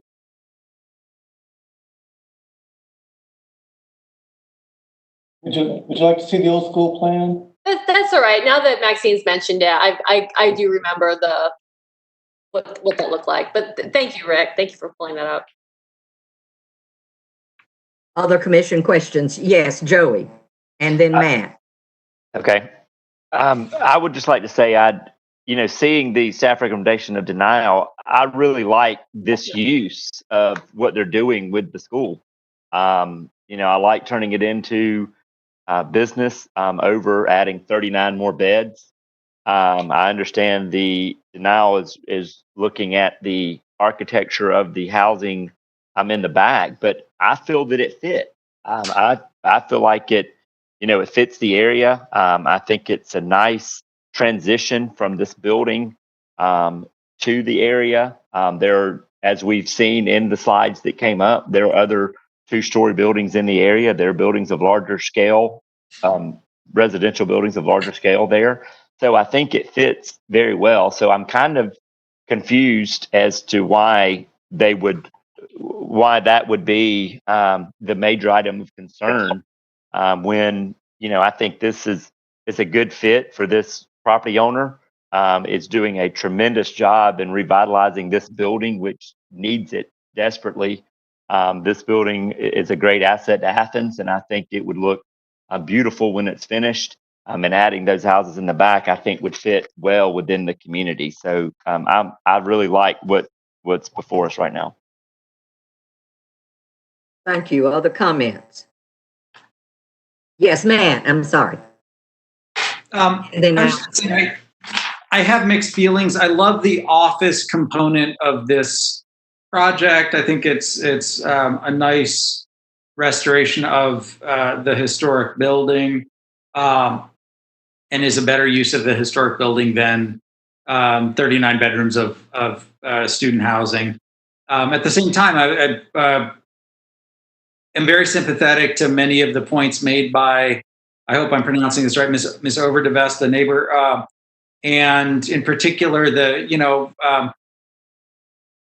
without accusing this applicant of anything, occasionally an applicant will come forward saying, I intend to do 3 bedrooms, and then what gets built is a 5-bedroom house. And when I see 17 parking spaces next to the multifamily student housing portion, that strongly supports Mr. Overdevest's point that maybe 10 bedrooms isn't really what's going to get built here. And so I do have concerns about the scale of the RM2 portion, the residential portion, not just the height, although that's certainly, it's higher than the other stuff around there. And it seems unnecessarily high looking at the drawings, although they're tasteful looking houses more or less. But the high roof line seemed surprisingly high. And it's not hard to imagine 15 or 16 bedrooms getting squeezed in there into family rooms and dens and things like that. And so I do have concerns about the scale of the multifamily component, and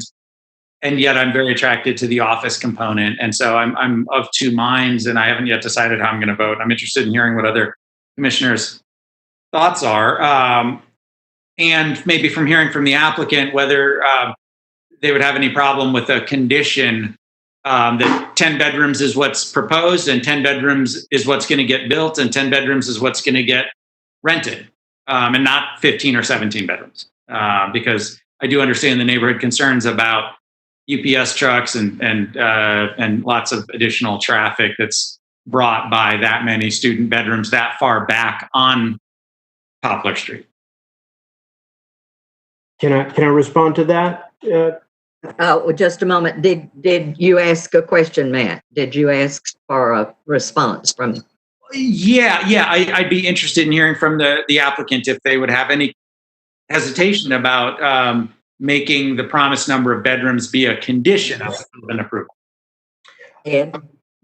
Certainly, no problem with that at all. In fact, I mean, the way that I interpret it is that it is binding. I mean, if we're showing 10 beds on the plan, the planning staff have the ability to enforce that should it be any different. And I will say I do believe that the planning department, this is in my experience, submitting plans and working, that they have gotten a lot better at figuring out those tricky rooms, where it may look on a plan like a dining room, but somehow it later gets converted. I mean, in my experience with planning staff, they know how to find those in the footprints and make sure that if it's going to be a dining room, it's not going to have a bathroom, coming off of it and a closet. So I think the enforcement mechanism is there already to ensure that it's 10.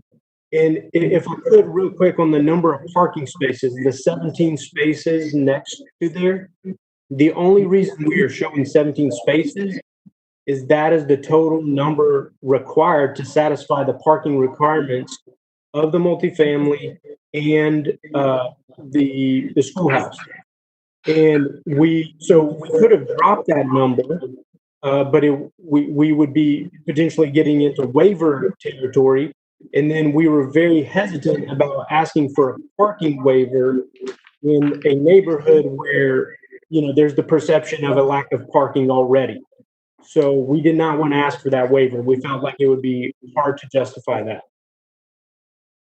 All right. Any other questions or concerns? I don't think anyone's asked a question, sir. I'm sorry. No, I'm sorry, Madam Chair. I thought as the applicant, I was just being asked to reply to that condition, and I certainly don't mind that condition. That's what we would want. I think Ed responded. Okay, thank you. Thank you. Other discussion, other thoughts? Yes, Jim. Yes, I agree with the observations about scale, that I do not see how there is such an incompatibility with the neighborhood. As I told you earlier, I've seen at least 8 structures that were readily visible that were either 1.5 or 2 stories. There was one on the same side of Poplar Street, a few doors down, that was actually 2.5 stories. So I don't think there's any real problem here. I think one of the reasons that the peak is so high is that they simply chose a roof pitch that's rather steep. It's more than 45 degrees, and that adds distance to it. But the total height was about 29 feet off the ground, maybe 30 feet off the ground, which is not far from what you'd expect for buildings of that height, especially with that steep a roof pitch. I agree with the concern of the residents regarding the possibility of building more bedroom capacity than planned, and I'm glad to see that it's considered to be binding, that there will only be 10. I think the scale of the residential facilities is not dramatically different from a lot of other properties in the neighborhood. The one across the street is certainly probably large compared to the scale of the ones that are proposed. It's 2 stories. So I basically feel like the the horse is already out of the barn with regard to size in that neighborhood. It's already compatible with stuff that's already there. I like the adaptive reuse of the office space, and I'm glad to see that the historic school will be preserved. So I think overall it's a worthy project that would be a positive for the neighborhood. Other comments, Kristen? And then Lucy.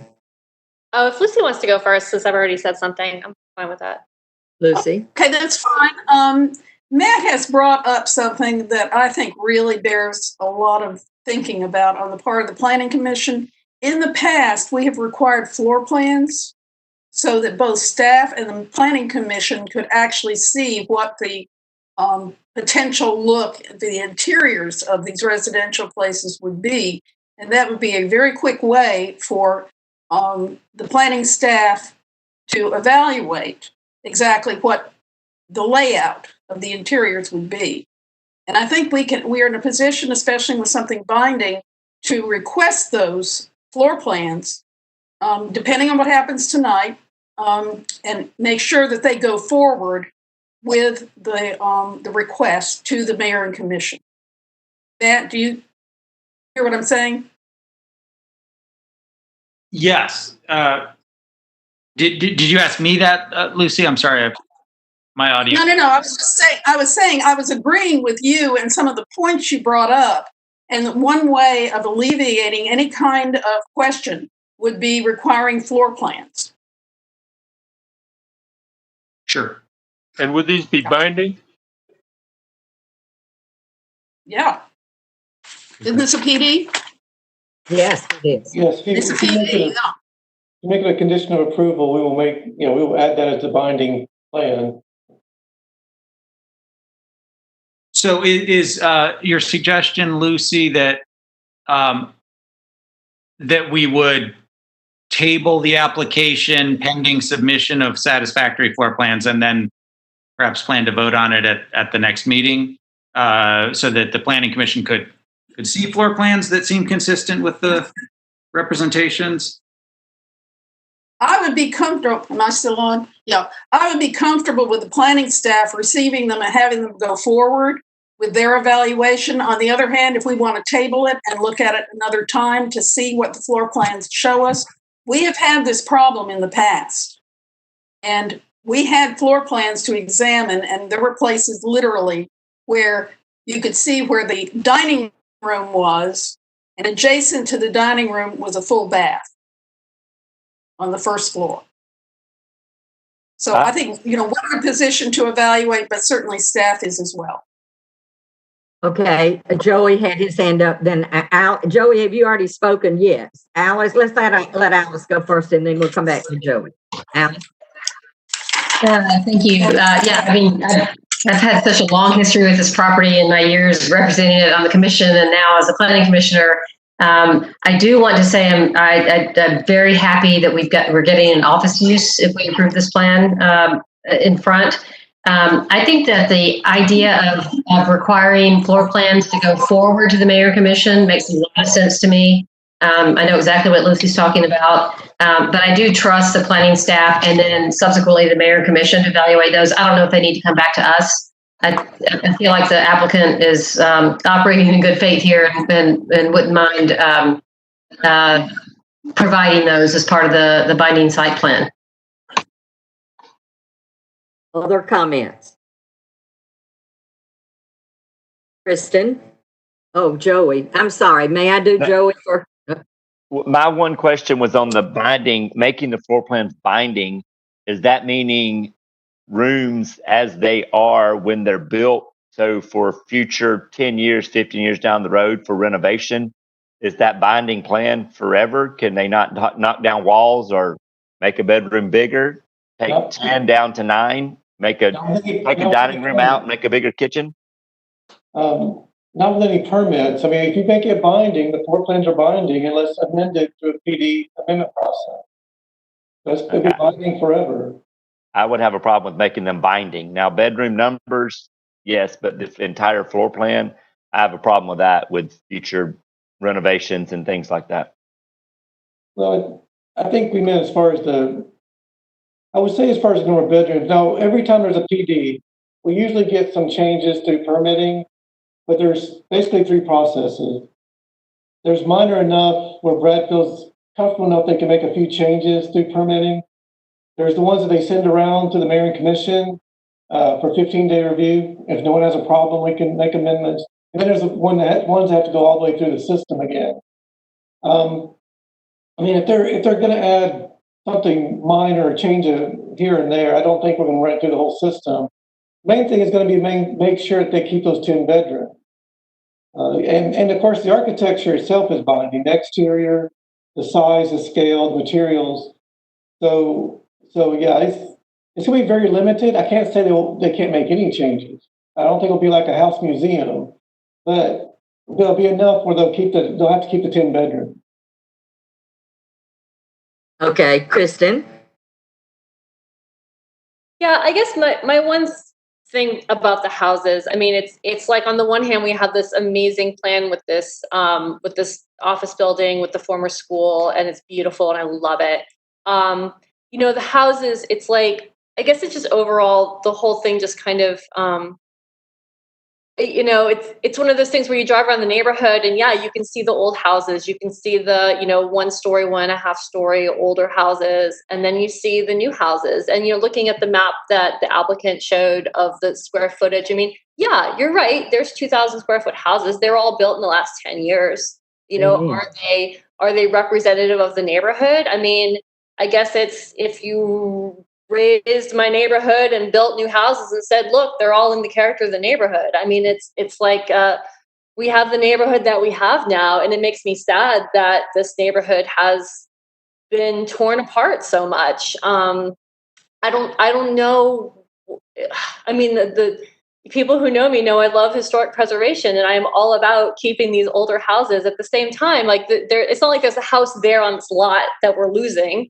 So there's that. And how much of the character of the neighborhood is left? I mean, it just makes me sad, I guess. I don't really have a good answer for it because I don't know what that turning point is. As long as there's an older house, I'm willing to fight for the neighborhood. But at the same time, I don't know. At the same, you know, I love what's going on with the school, so I don't want to lose the school either. So yeah, it's a rock and a hard place. And no other words of wisdom to help anyone along with the decision. Just that's my thoughts on the matter. Jeff?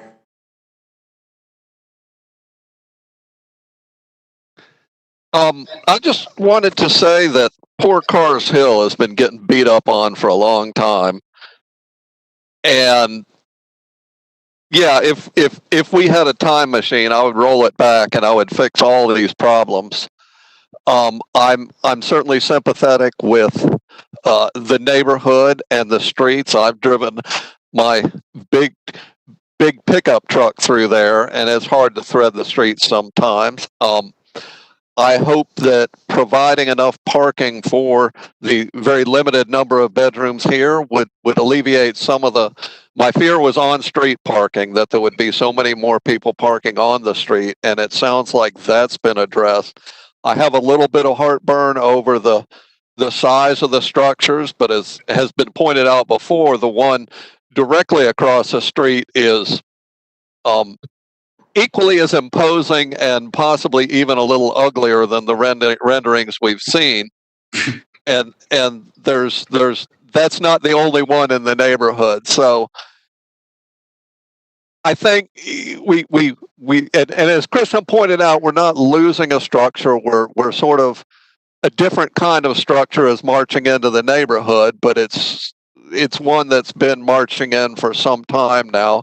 And I remember the one that Lucy talked about with the dining room with the full bathroom so you can shower between courses.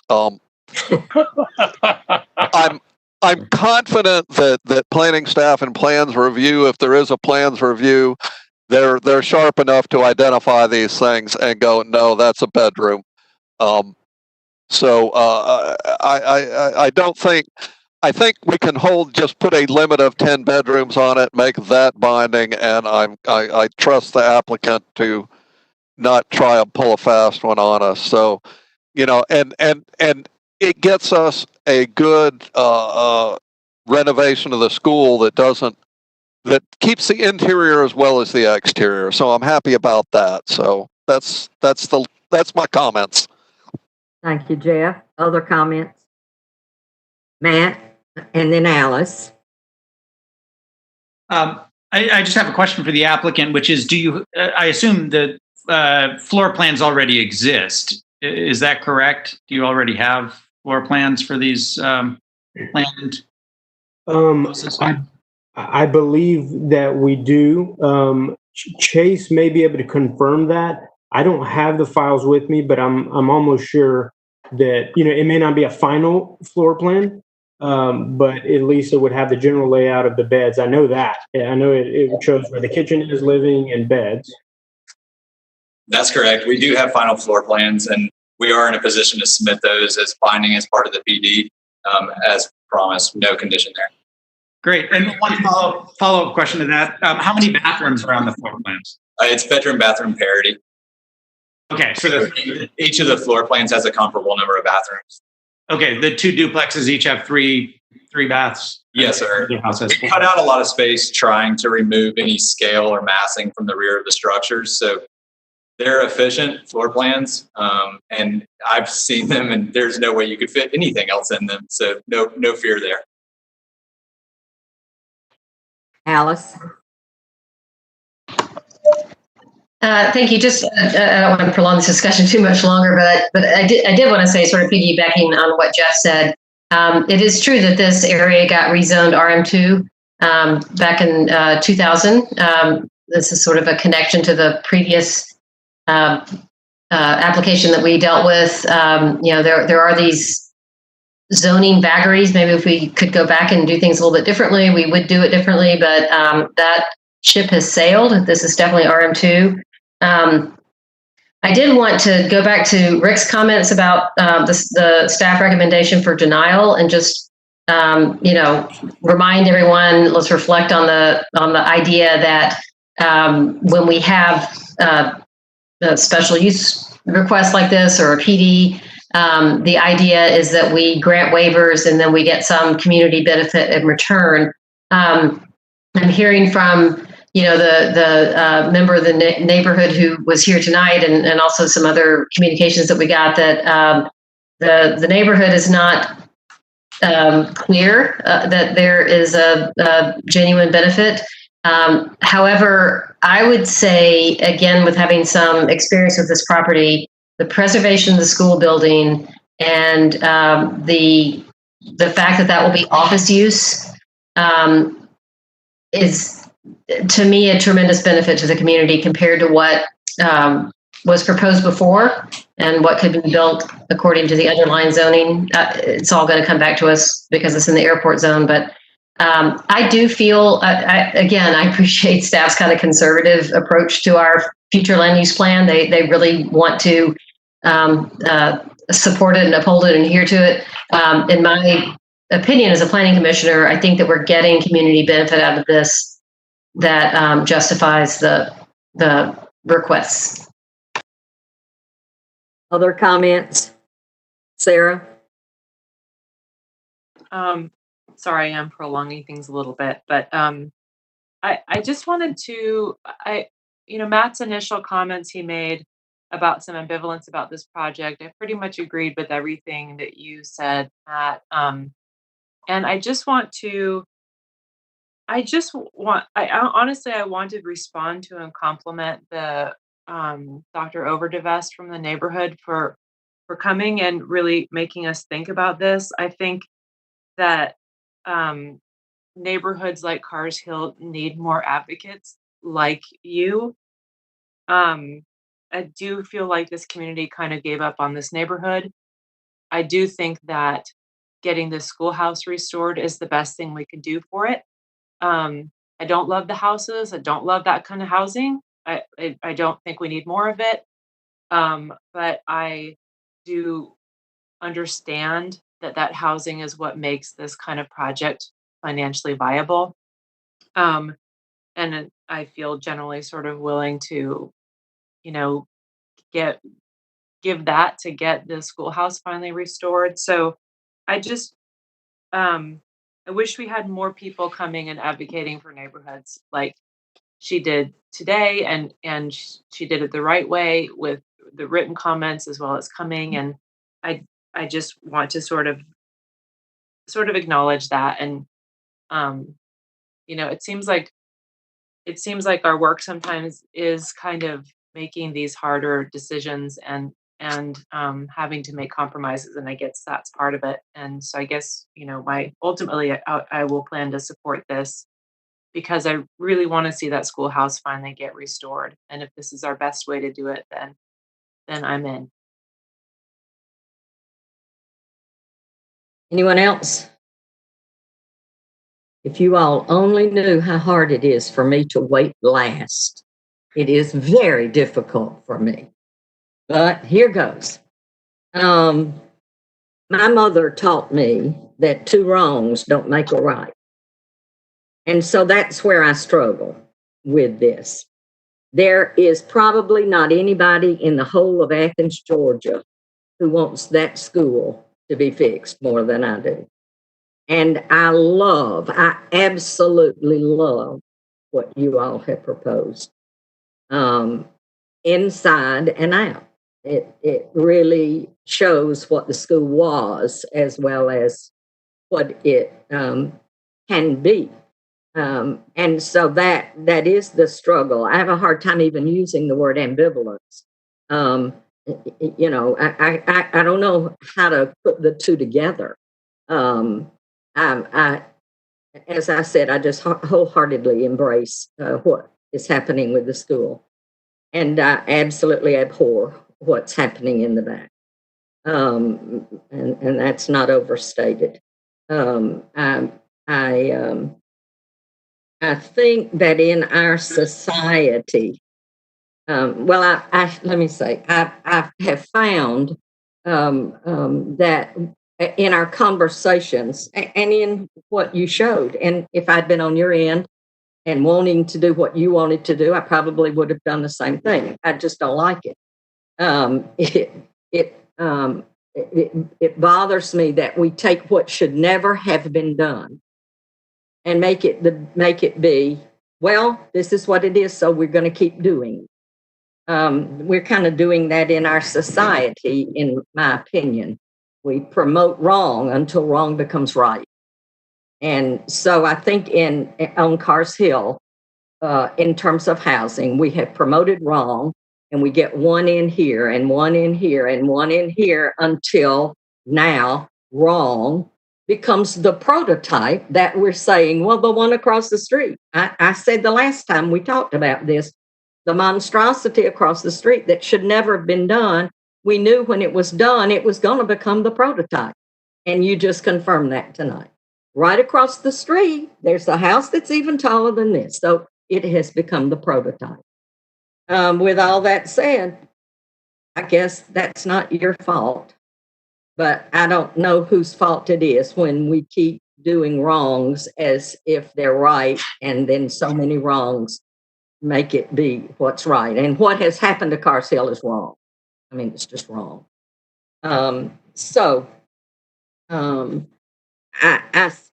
contend, and I have not looked at any of the plans other than what you have given us. I mean, I've had no opportunity to do that.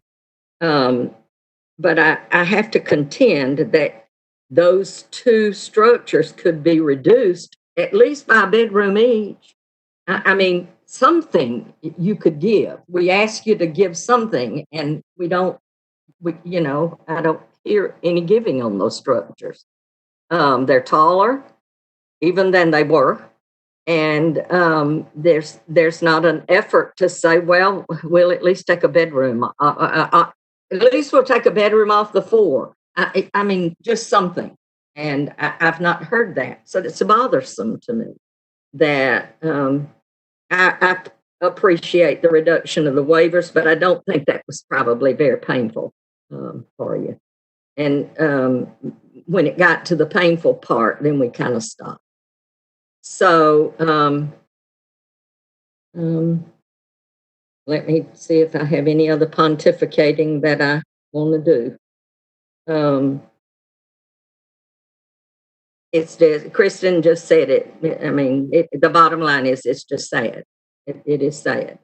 It's an area of Athens with the richest history there is, and we've just raped it, and continue to do that.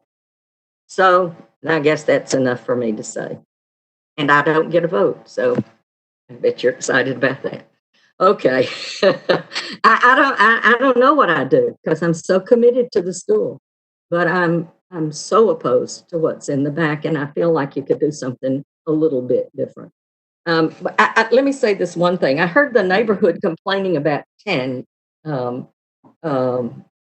bedrooms, and I know we're worried that the 10 will become 17, but they were complaining about 10.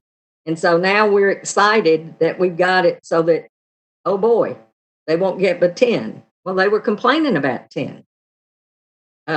So I'm not sure what good we did with that excitement about, well, they won't get any more than 10.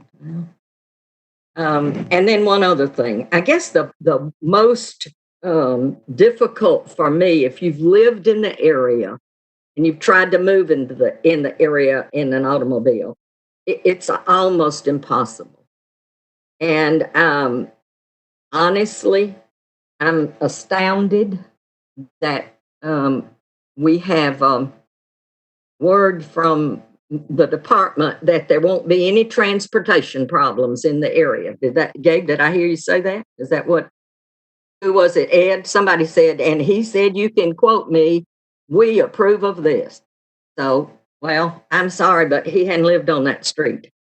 And so there's going to be traffic issues, period. You can just be guaranteed of that. So I guess all we can do at that point is just remind ourselves, you remember back when somebody said there were going to be traffic problems here. And here they are. So enough said. Just go home and feel bad, and then you can go on about doing whatever you plan to do. All right, any other comments? Then we are ready for a vote. This is one vote, just a request to rezone. Do I hear a motion? Matt? Yeah, I move that we approve the application with 4 conditions.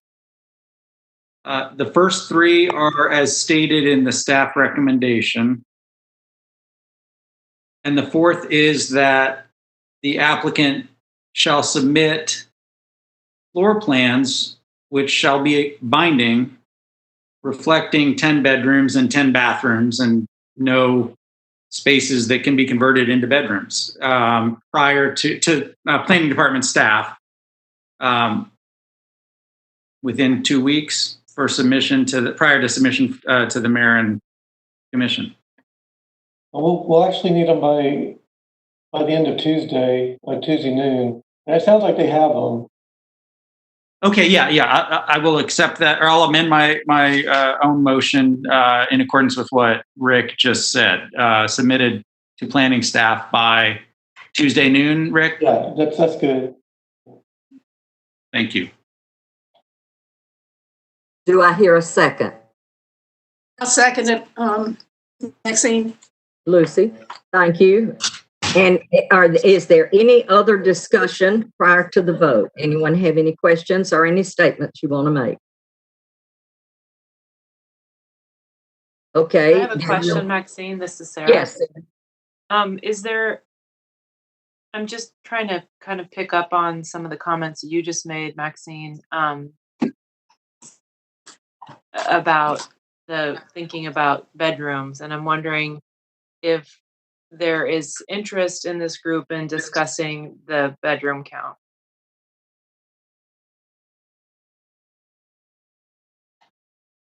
That's a no. That's my question. Does anyone on the commission want to discuss bedroom count? Sarah's asking. If so, go. Jeff? My computer had a seizure in the middle of that making a motion, so I didn't actually hear conditions that he imposed on it. I had Jeff, we can hardly hear you. Yeah, is that better? Yeah. I did not hear due to computer Matt's motion, but I knew we had talked about making the bedroom count binding, but was there more to it than that, or? A little bit more. Let Matt reiterate that. Yeah, Jeff, it was 4 conditions, the first 3 of which are as stated in the staff report and recommendation.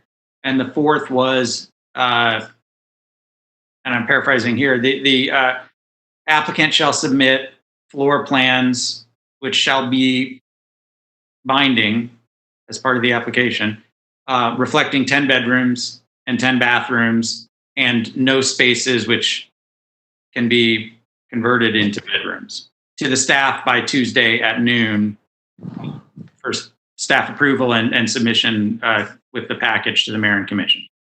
Okay, thank you. All right. Did we get a motion? Yes, we have a motion. Did we get a second? Yes, I seconded.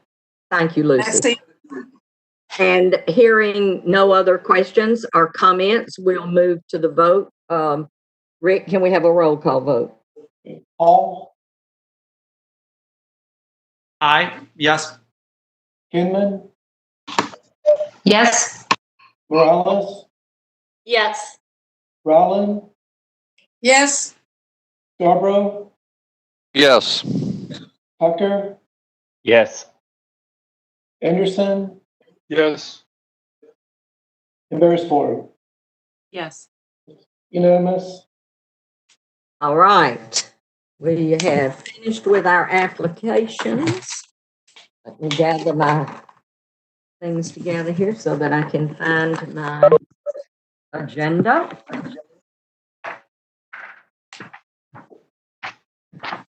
Moving forward, give me 1 second, I have to find the agenda. Here it is. Moving forward, we will move into subcommittee reports. And let's start with a report from the Housing Subcommittee. And I think, Matt, you had some things beyond your specific report, but some discussion topics you'd like for us to discuss. So I'll just let you lead that. Thank you. Yes. So my report of the Housing Committee is, number 1, we have circulated to the Planning Commission our memorandum with our recommendations regarding an ADU ordinance for discussion at whatever time the Planning Commission decides we're going to get together and discuss these various recommendations.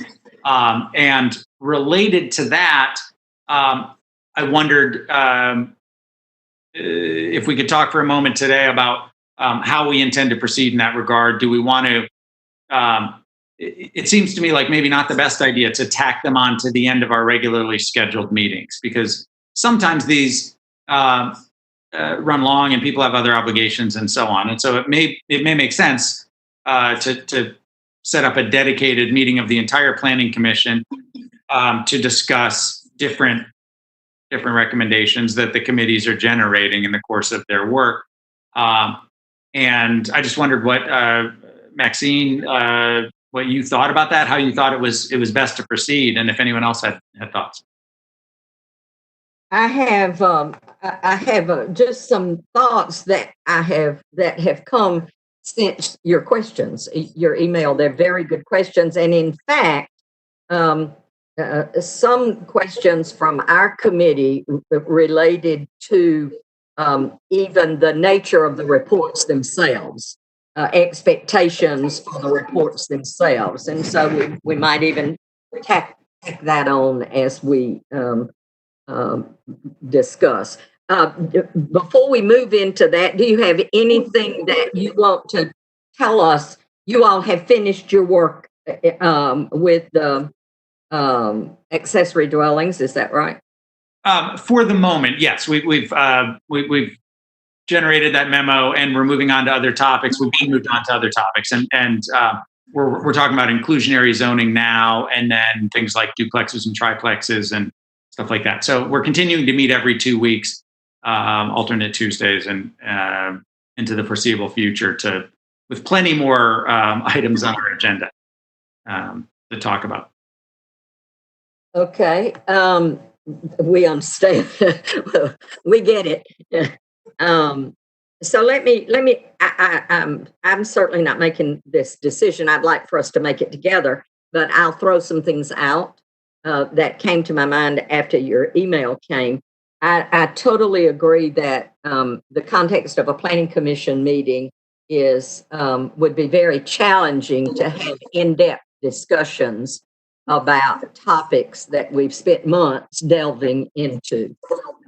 So I would concur with your comments that perhaps we might need a work session to when perhaps when committees finish a topic of some nature. I don't think we ought to wait until the very end to talk about all of them. I think maybe if we could talk about if each of us had one or something, that wouldn't necessarily have to be, but we could take a couple of topics and have a work session to make sure that the other subcommittee gets some of the in-depthness that the subcommittee that's been studying it will get has. So I think that is important. With that said, I was thinking about how when we determine what they need to really look like, how we might approve. So that's a thought I had. I'm just throwing that out as a thought. Another thought was when we determine what they need to look like, at some point, we as a planning commission will need to approve what goes forward. I'm a little nervous about approving them in finality as we go along, because I don't know what influence another topic might have on a topic. I don't know if that makes sense, but as we know from what the mayor gave us, they're very interrelated and intertwined. And so it might well be that we think we have a great decision, and then as we delve into another topic, there are implications or ramifications to something else. And so I don't know, perhaps an idea might be some tentative approval pending, any changes that we might need to make, or somehow we've got to figure out how to discuss it, kind of say, okay, we're through with this until we're not, and then move on to another one, and share that with the whole committee. So those were the only thoughts that I had. What thoughts do you as commission members have related to that? I do want to save and talk about at the end how what we send forward looks, because we did have a lot of discussion about that. Kristen. I think Maxine, you make a good point about how maybe not saying, yes, this is what we say about ADUs and moving on. I mean, I'm just thinking about our discussion about mass grading and density. And well, if you layer in ADUs into that discussion, well, how does that possibly change what we were talking about with percentages and things like that? So yeah, it kind of makes me think like we're just kind of creating this library that maybe, and I'm not sure what that deadline would be, since everything's all coronavirus out, but at some point we stop and then review what we've put together and maybe where things overlap and how we might want to move forward with those things. Other thoughts?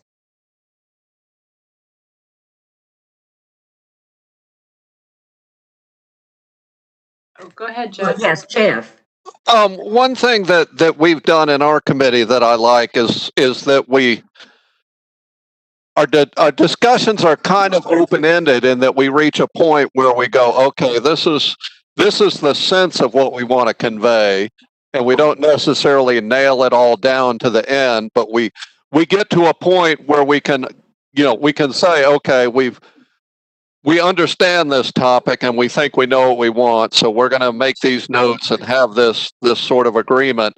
and then move on. But that does leave us the opportunity to come back and revisit things, and also, obviously discuss them. Some of the things we do affect the other committees. Some of the things that you do affect our committee. So it makes perfect sense to not nail anything down until we nail it all down. But it is important to take an opportunity to have enough time to communicate our findings with you who have not spent the time, and likewise you talk to us who have not delved as we have not been as deep into it as you have. So we need to make sure that we all have plenty of time to understand how the other committee got to where they got, and wrap it all up, and everybody has the same level of understanding before we agree to something. So I don't know whether that means that we have a progress meeting as an entire commission, or whether we just plan several meetings towards the end of our deliberations, the end of our meetings, to sort of have a couple of seminars. But I think that's important. That's two good ideas. That's excellent. Alice? I just wanted to point out that the memo that our committee sent around is in no way nailing things down.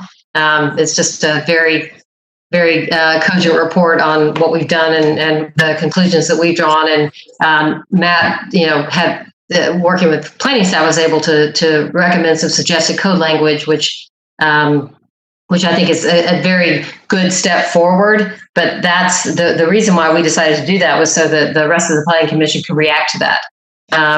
So there's no nailing down on our committee. What I would envision is that, I feel like this cross-pollination needs to happen at some point.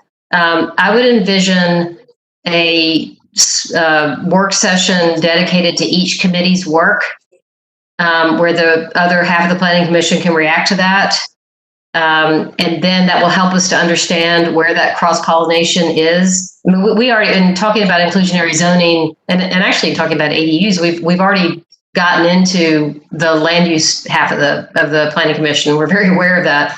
So I guess that's what I would like to see is, one committee reports out in one work session, the other committee reports out another work session, and then we go from there. And probably a third work session is going to be called for. Thanks. Good. Other thoughts about how we might do that? Then can we then, Jeff has given us two thoughts about how we might, I think I'm hearing us all in agreement that we need sessions apart from the planning commission meetings to really receive information from the subcommittees. I think everybody is in agreement with that. Please speak if you're not. But I think Jeff gave us two ideas. One was to kind of wait until the end and have kind of a seminar type thing where a subcommittee just presents everything they've done to the other subcommittee and then gets questions answered. Or we could, as we go along and as we finish, we could do some of those whole group sessions. What's your preference is your preference to wait until the end, or is your preference to do some as we go along, Jeff? Now that you've explained to me what I said and made it clear to me, I'm sorry. You didn't say that. No, I appreciate that. I need that sometimes. It makes more sense to me, and maybe the two committee chairs could. It makes sense for us to sort of share information at a time in the process that makes sense. So not necessarily waiting to the end, but somewhere when we've all gotten to and like we've reached a conclusion on ADUs, or we've reached a stopping point, and how that might affect the work that you've done or the work that you plan to do, would be the time to have the sharing of information on ADUs, for instance. So not necessarily at the end, but where it does the other committee the most good. And I don't know what that would be. That would probably be between the chairs or someone like that. And I don't mean to throw any more work on anybody that's not me, but it might. I think you make a good point, and I think the committee chairs and maybe a planning staff member might be a part of trying to make a decision about when does it make sense for us to share information. If that's agreeable with everyone, we'll just maybe play that by ear and see about when we need a first one. You all have finished. We have not finished. I don't know how to judge how far away we are from finishing. I think we've pretty much heard from all of the folks that we have wanted to hear from, and we are really beginning to look at our next meeting at summarizing issues and solutions and putting those down. So we're not where we need to be, but we are moving. We have a direction that we're going. And so I don't know, maybe a couple of meetings. I know it'll be a couple of meetings. It might be more than that. So Sarah and then Kristen. Well, Maxine, I just wanted to make sure that you all understand that our subcommittee has only finished with one kind of mammoth topic. And now we're moving on to another one. So, right. We did. You know, we got a ways to go too. But I do just want to chime in with the idea that I think that we could save ourselves a lot of time and heartache if the sort of first attempt at cross-pollination, for lack of a better word, and even if that's starting with the two committee chairs talking to each other and talking about when, and the staff kind of talking about when would be a good time to do that. But my vote would be, if the committee chairs think that's appropriate, that these joint one or two work sessions where we're sharing our status in person or via video conference, but sharing that status kind of in real time, I think will be better sooner than later versus sort of a show and tell at the end. Okay, good. Thank you. Did someone else have their hand up, Kristen? So I'm one of those where I don't get anything done without a deadline. And so I know we were originally given that time frame of like October, where it would be presented to the mayor and commission. November. So, and I know that then in our committee meeting, I think maybe Rick, you mentioned like how we have to like back it up, because then there's a time that we vote on what we then send to the mayor commission, which means October, right? So that's like the beginning of October would be our meeting that we talk about this.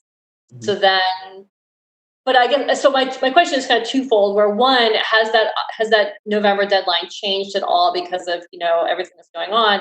And then secondly, if you start backing it up to like, do we have like sort of benchmarks for, you know, talking, you know, see where I'm going? I'm just sort of going into project management mode where it's like, okay, so if we want to get something by October, then that means in September, we should be pretty close to having some final documents. Is that even possible? Because then we're in July. So you see where I'm going? Like, I'm just kind of curious. We've only tackled one big topic too. And I'm not sure how many more we need to tackle in X number of weeks that we still have to meet. I honestly think it might be a good idea for the two chairs and maybe Brad or Rick or whoever to meet together, look at the major topics that they expect. I think we have that in writing, and then kind of draft some timeline. I don't know how you get blood from a turnip. You know, we're all pushing it as hard as we can push it, but that, you know, I think that might give us some guidance in terms of it. If I knew that like on this week we're going to talk about this, and then 2 weeks later we'll talk about this, and then like 2 weeks from that, then we'll have a big meeting and everybody kind of get together. I mean, I know that is like a very condensed compared to what we just talked about with grading, but that sort of time frame would help, I guess, maybe get my head around kind of what we need to do in the amount of time, and kind of organize my thoughts too. Other thoughts on this? Well, I know Bruce said earlier he had a timeline, I think, at our first joint meeting, but that was just a potential, conceptual plan of trying to show basically not so much dates as the process it might work, where we have the committees and then we have the joint meetings and then we have the community meetings and then we have the public hearings. So he was just kind of laying out. I don't know if the dates are so important as much as he was just trying to figure out a process by which to go along. I would like to say the accessory dwelling units are, they are a topic on the land use committee. And so certainly the housing experience or knowledge about that will certainly benefit the land use committee when we start tackling that topic. I think we're close on the grading. I liked what somebody said about, and I'm such an ordinance writer, but not having to exactly write down and nail down everything, but just sort of general consensus. Sounds like you guys went to a sort of general consensus of certain things you want to see, but keeping it fluid so you can talk to other people, talk to the committee, get more insight. And I know I was talking about writing an ordinance last time, and so I guess the thing is to keep it, if we could get a consensus on what we want to see, and then we can keep it sort of open-ended as we talk to the other committee. That sounds like a much better way than trying to nail down every paragraph and sentence at this time. One of the things, this was what I wanted to mention. I'm not trying to elongate our meeting. However, I think this is an important discussion for the committees to work. We had two kind of aha moments as we are deep into mass grading ordinance and hearing from people and getting information down, and suddenly we're talking about writing an ordinance, and then suddenly we thought the suggestion was made, maybe even in the end, is it our job to write the ordinance? What we need to do, maybe this is a more fluid kind of fluid component to our discussion, was that maybe we need just to give the insights and the ramifications to those things. If I were the mayor and commission, I might want to see the direction you're going before you spend a really, really, really long time writing an ordinance. So I think we need to talk about at what points does Mayor Gertz want to at least even hear some things before we do some other things, like full scale into writing an ordinance kind of thing. Matt, and then don't let me forget, I want to talk about affordable housing. I know you're going, what? That's our topic. Go ahead. I was just going to say two things. Number one, I'm happy to talk with Lucy and sort of figure out what makes sense. And I think I tend to agree with those who have said, almost everybody I think has said this, it'd be good to get the views of the other committee on the ADU stuff that we've done sooner rather than later. And so I'm thinking like 3, 4, 5 weeks out, it might make sense to have our first powwow, and we can all share what we've done until that point and get everyone else's feedback, because I think our committee has expected that our work product on ADUs would evolve once you guys all read it and gave us feedback on it, and then we might go back to it and make some further revisions. In terms of work product to the mayor and commission, I think our intention has always been, that everything's tentative. Like our committee's work is tentative pending going to the full planning commission, and the planning commission will make tentative recommendations, and perhaps with alternatives, you could do it option A or option B on this, and so on to the mayor and commission.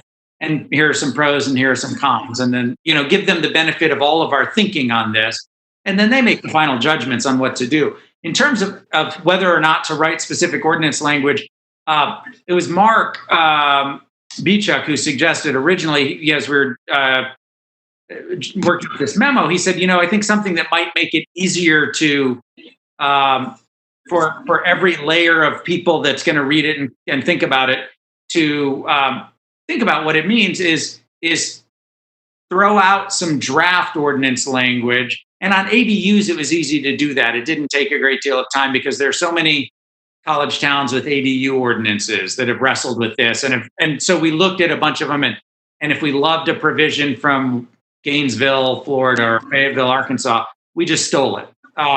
We didn't spend extensive time writing.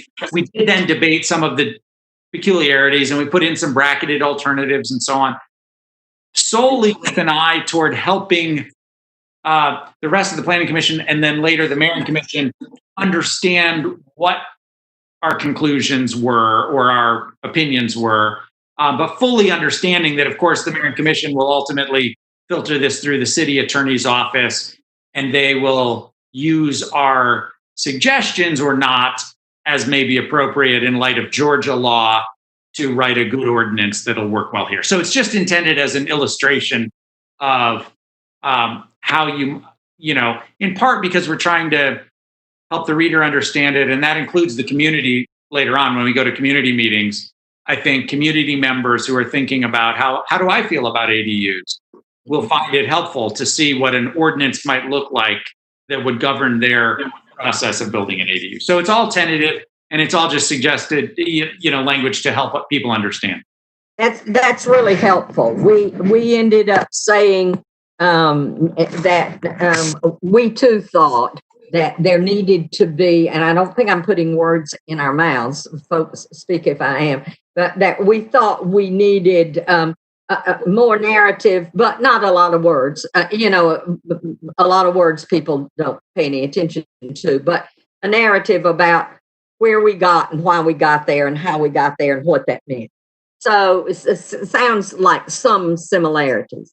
The other one thing I'd like to hear your thoughts on is we got into a discussion at our last meeting about, so, and our topic is mass grading that we're on. And so then we got into, so, okay, now what has this got to do with affordable housing? So, I mean, kind of, and then certainly we can look at solutions that would cost less money and things you can do that don't cost as much and that kind of thing. But this whole topic of affordable housing kind of gets in your way because of the stereotypes that get into your mind. And so we talked about, maybe we just want to talk about making housing more affordable. Affordable housing seems to take have another picture when you say it than making housing more affordable. Where are you with affordable housing or making housing more affordable? Have you all had any of those kinds of discussions? Are you asking me or? I'm asking the other subcommittee from ours, the housing subcommittee. Don't have to go into, I'm just curious if that discussion has come up in your ranks. Maxine, we haven't really had that discussion per se, but I think that, you know, I don't know if I can speak for our entire subcommittee, but I think that in principle, what you said makes a lot of sense. And it's almost, what you're saying is more, in my mind, a branding question than a, you know, sort of what I think the goal that we're thinking about, the driving sort of principles, I guess, or the guiding principle of what we're talking about is very much in the vein of ways to create more affordable housing in Athens, which could, another way to say that would be to make housing more affordable in Athens. So if anyone disagrees, pipe up. But I think what we haven't explicitly talked about that, and we haven't talked about how we're going to talk about that in terms of when we get to the public piece of things. But I think I hear what you're saying. And Alice and then Jeff. Actually, I'm going to slightly disagree with Sarah on that. We're on the same committee, but I feel like questions of how to make housing more affordable in Athens has been central to all of our ADU discussion. And if you look at sort of what we're suggesting is the reasons why we would propose an ADU ordinance, that you can come through Matt's memo and find that section. So that definitely has animated everything. I think that the charge that came from the mayor was he's looking for ways that we can reduce the cost of building residential units in Athens. So I think we totally embrace the ADU question in that light. There are plenty of ADU ordinances that are, that's not foregrounded. That's not the main thing. So we really, in our recommendations and our discussions, the recommendations that came out of our discussions and deliberations, we kept that as a foreground. We're moving on to discussing inclusionary zoning, which is a little bit more, that's an easier sell to any community that this is in service of affordable housing. My opinion is that we're probably going to have to take inclusionary zoning to the full commission sooner rather than later. But we've got more meetings to discuss that. But to answer your question, Maxine, I think everything that we're doing, including mass grading, gets into the costs of development and building, and that directly affects the affordability of housing. That's kind of where we ended up in the discussion. At first, we do have these stereotypical ideas in our minds, each of us, and they may all be different, of what is affordable housing. It's kind of like a ethereal question. What is affordable housing? But, when we just pull it right back down, we need to talk about how we can make housing more affordable for people in Athens. And so I think I'm hearing you say that's kind of where you all have been too. So that helps us know we're not terribly off track with what you're saying. Yeah, and I'm sorry to interject one more time, but I keep taking this planning commission back to the GIC report. I was on the committee that wrote that report. Right. A big part of the affordable housing issue is supply side. So, just supply and demand curve. Y'all all remember that from Econ 101. If we can increase not only stock but choices, different kinds of housing types.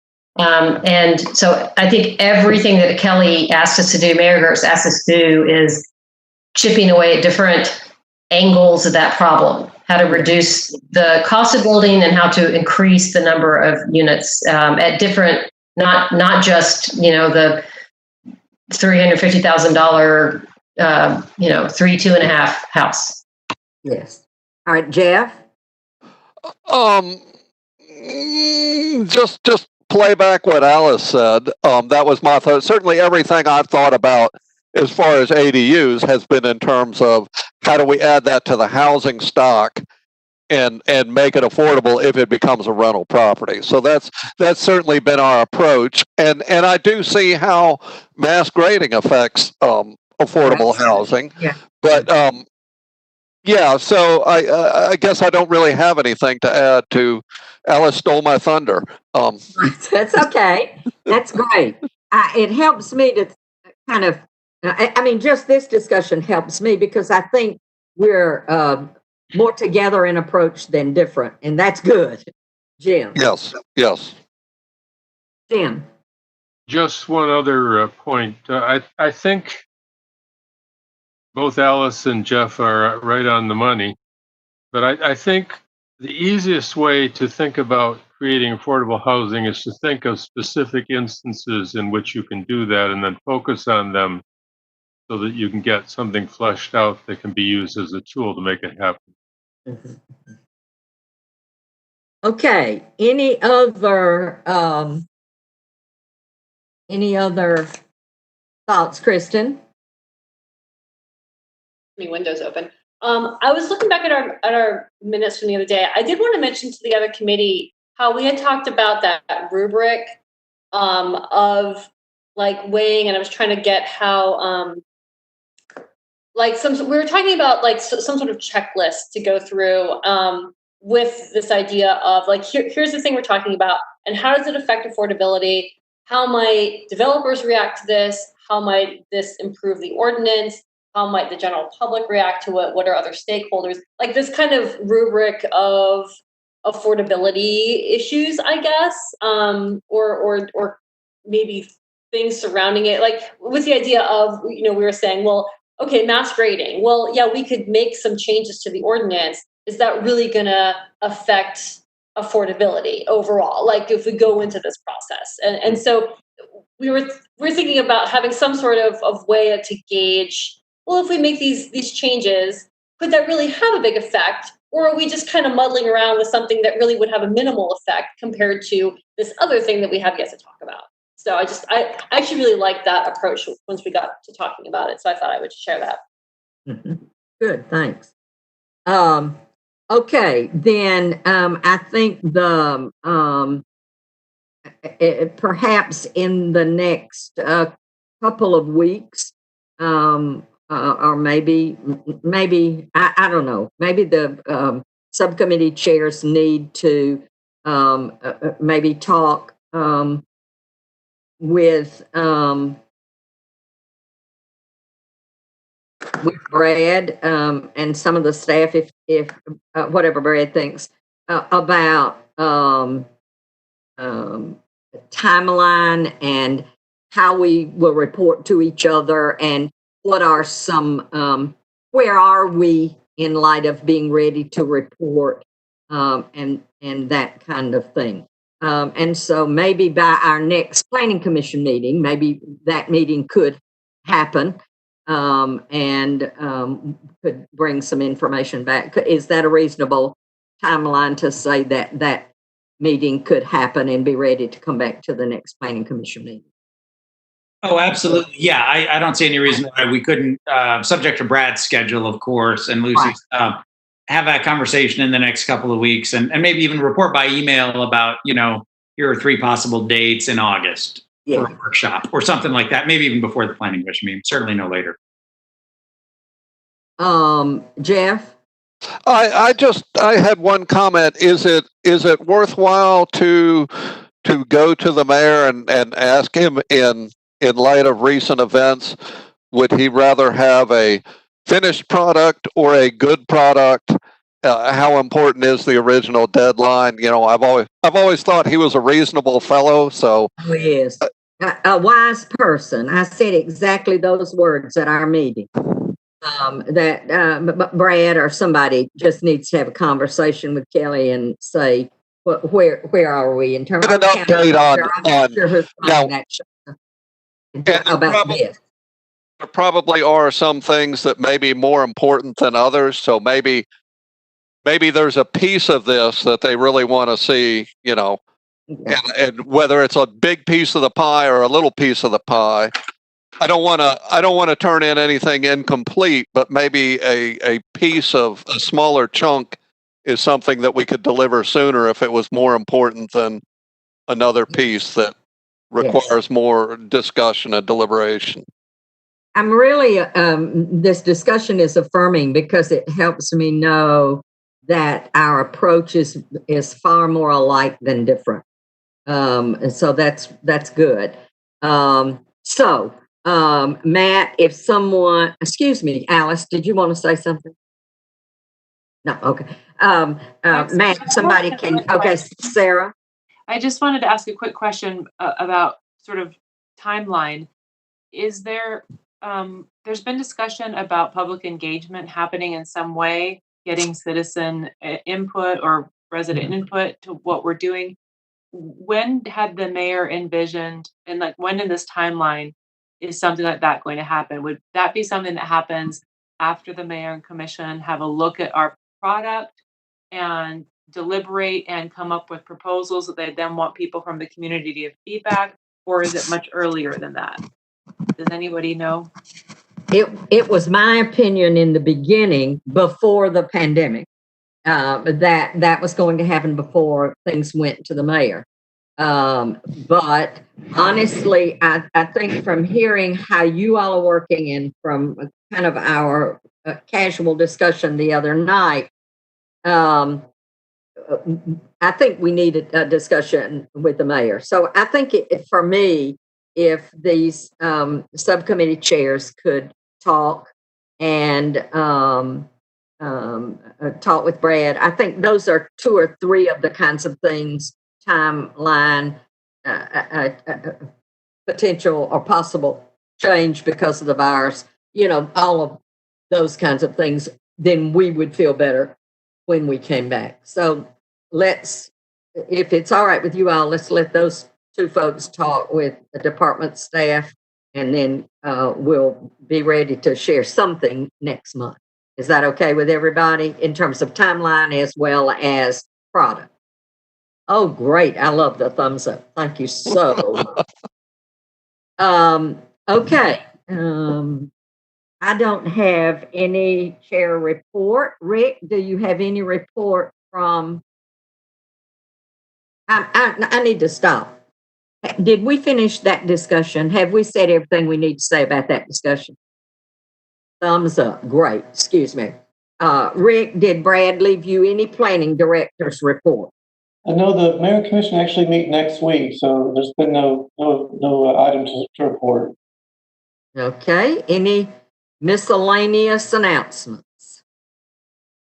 Well, that's great. That's my gavel, and this meeting is herewith ended. Thank you.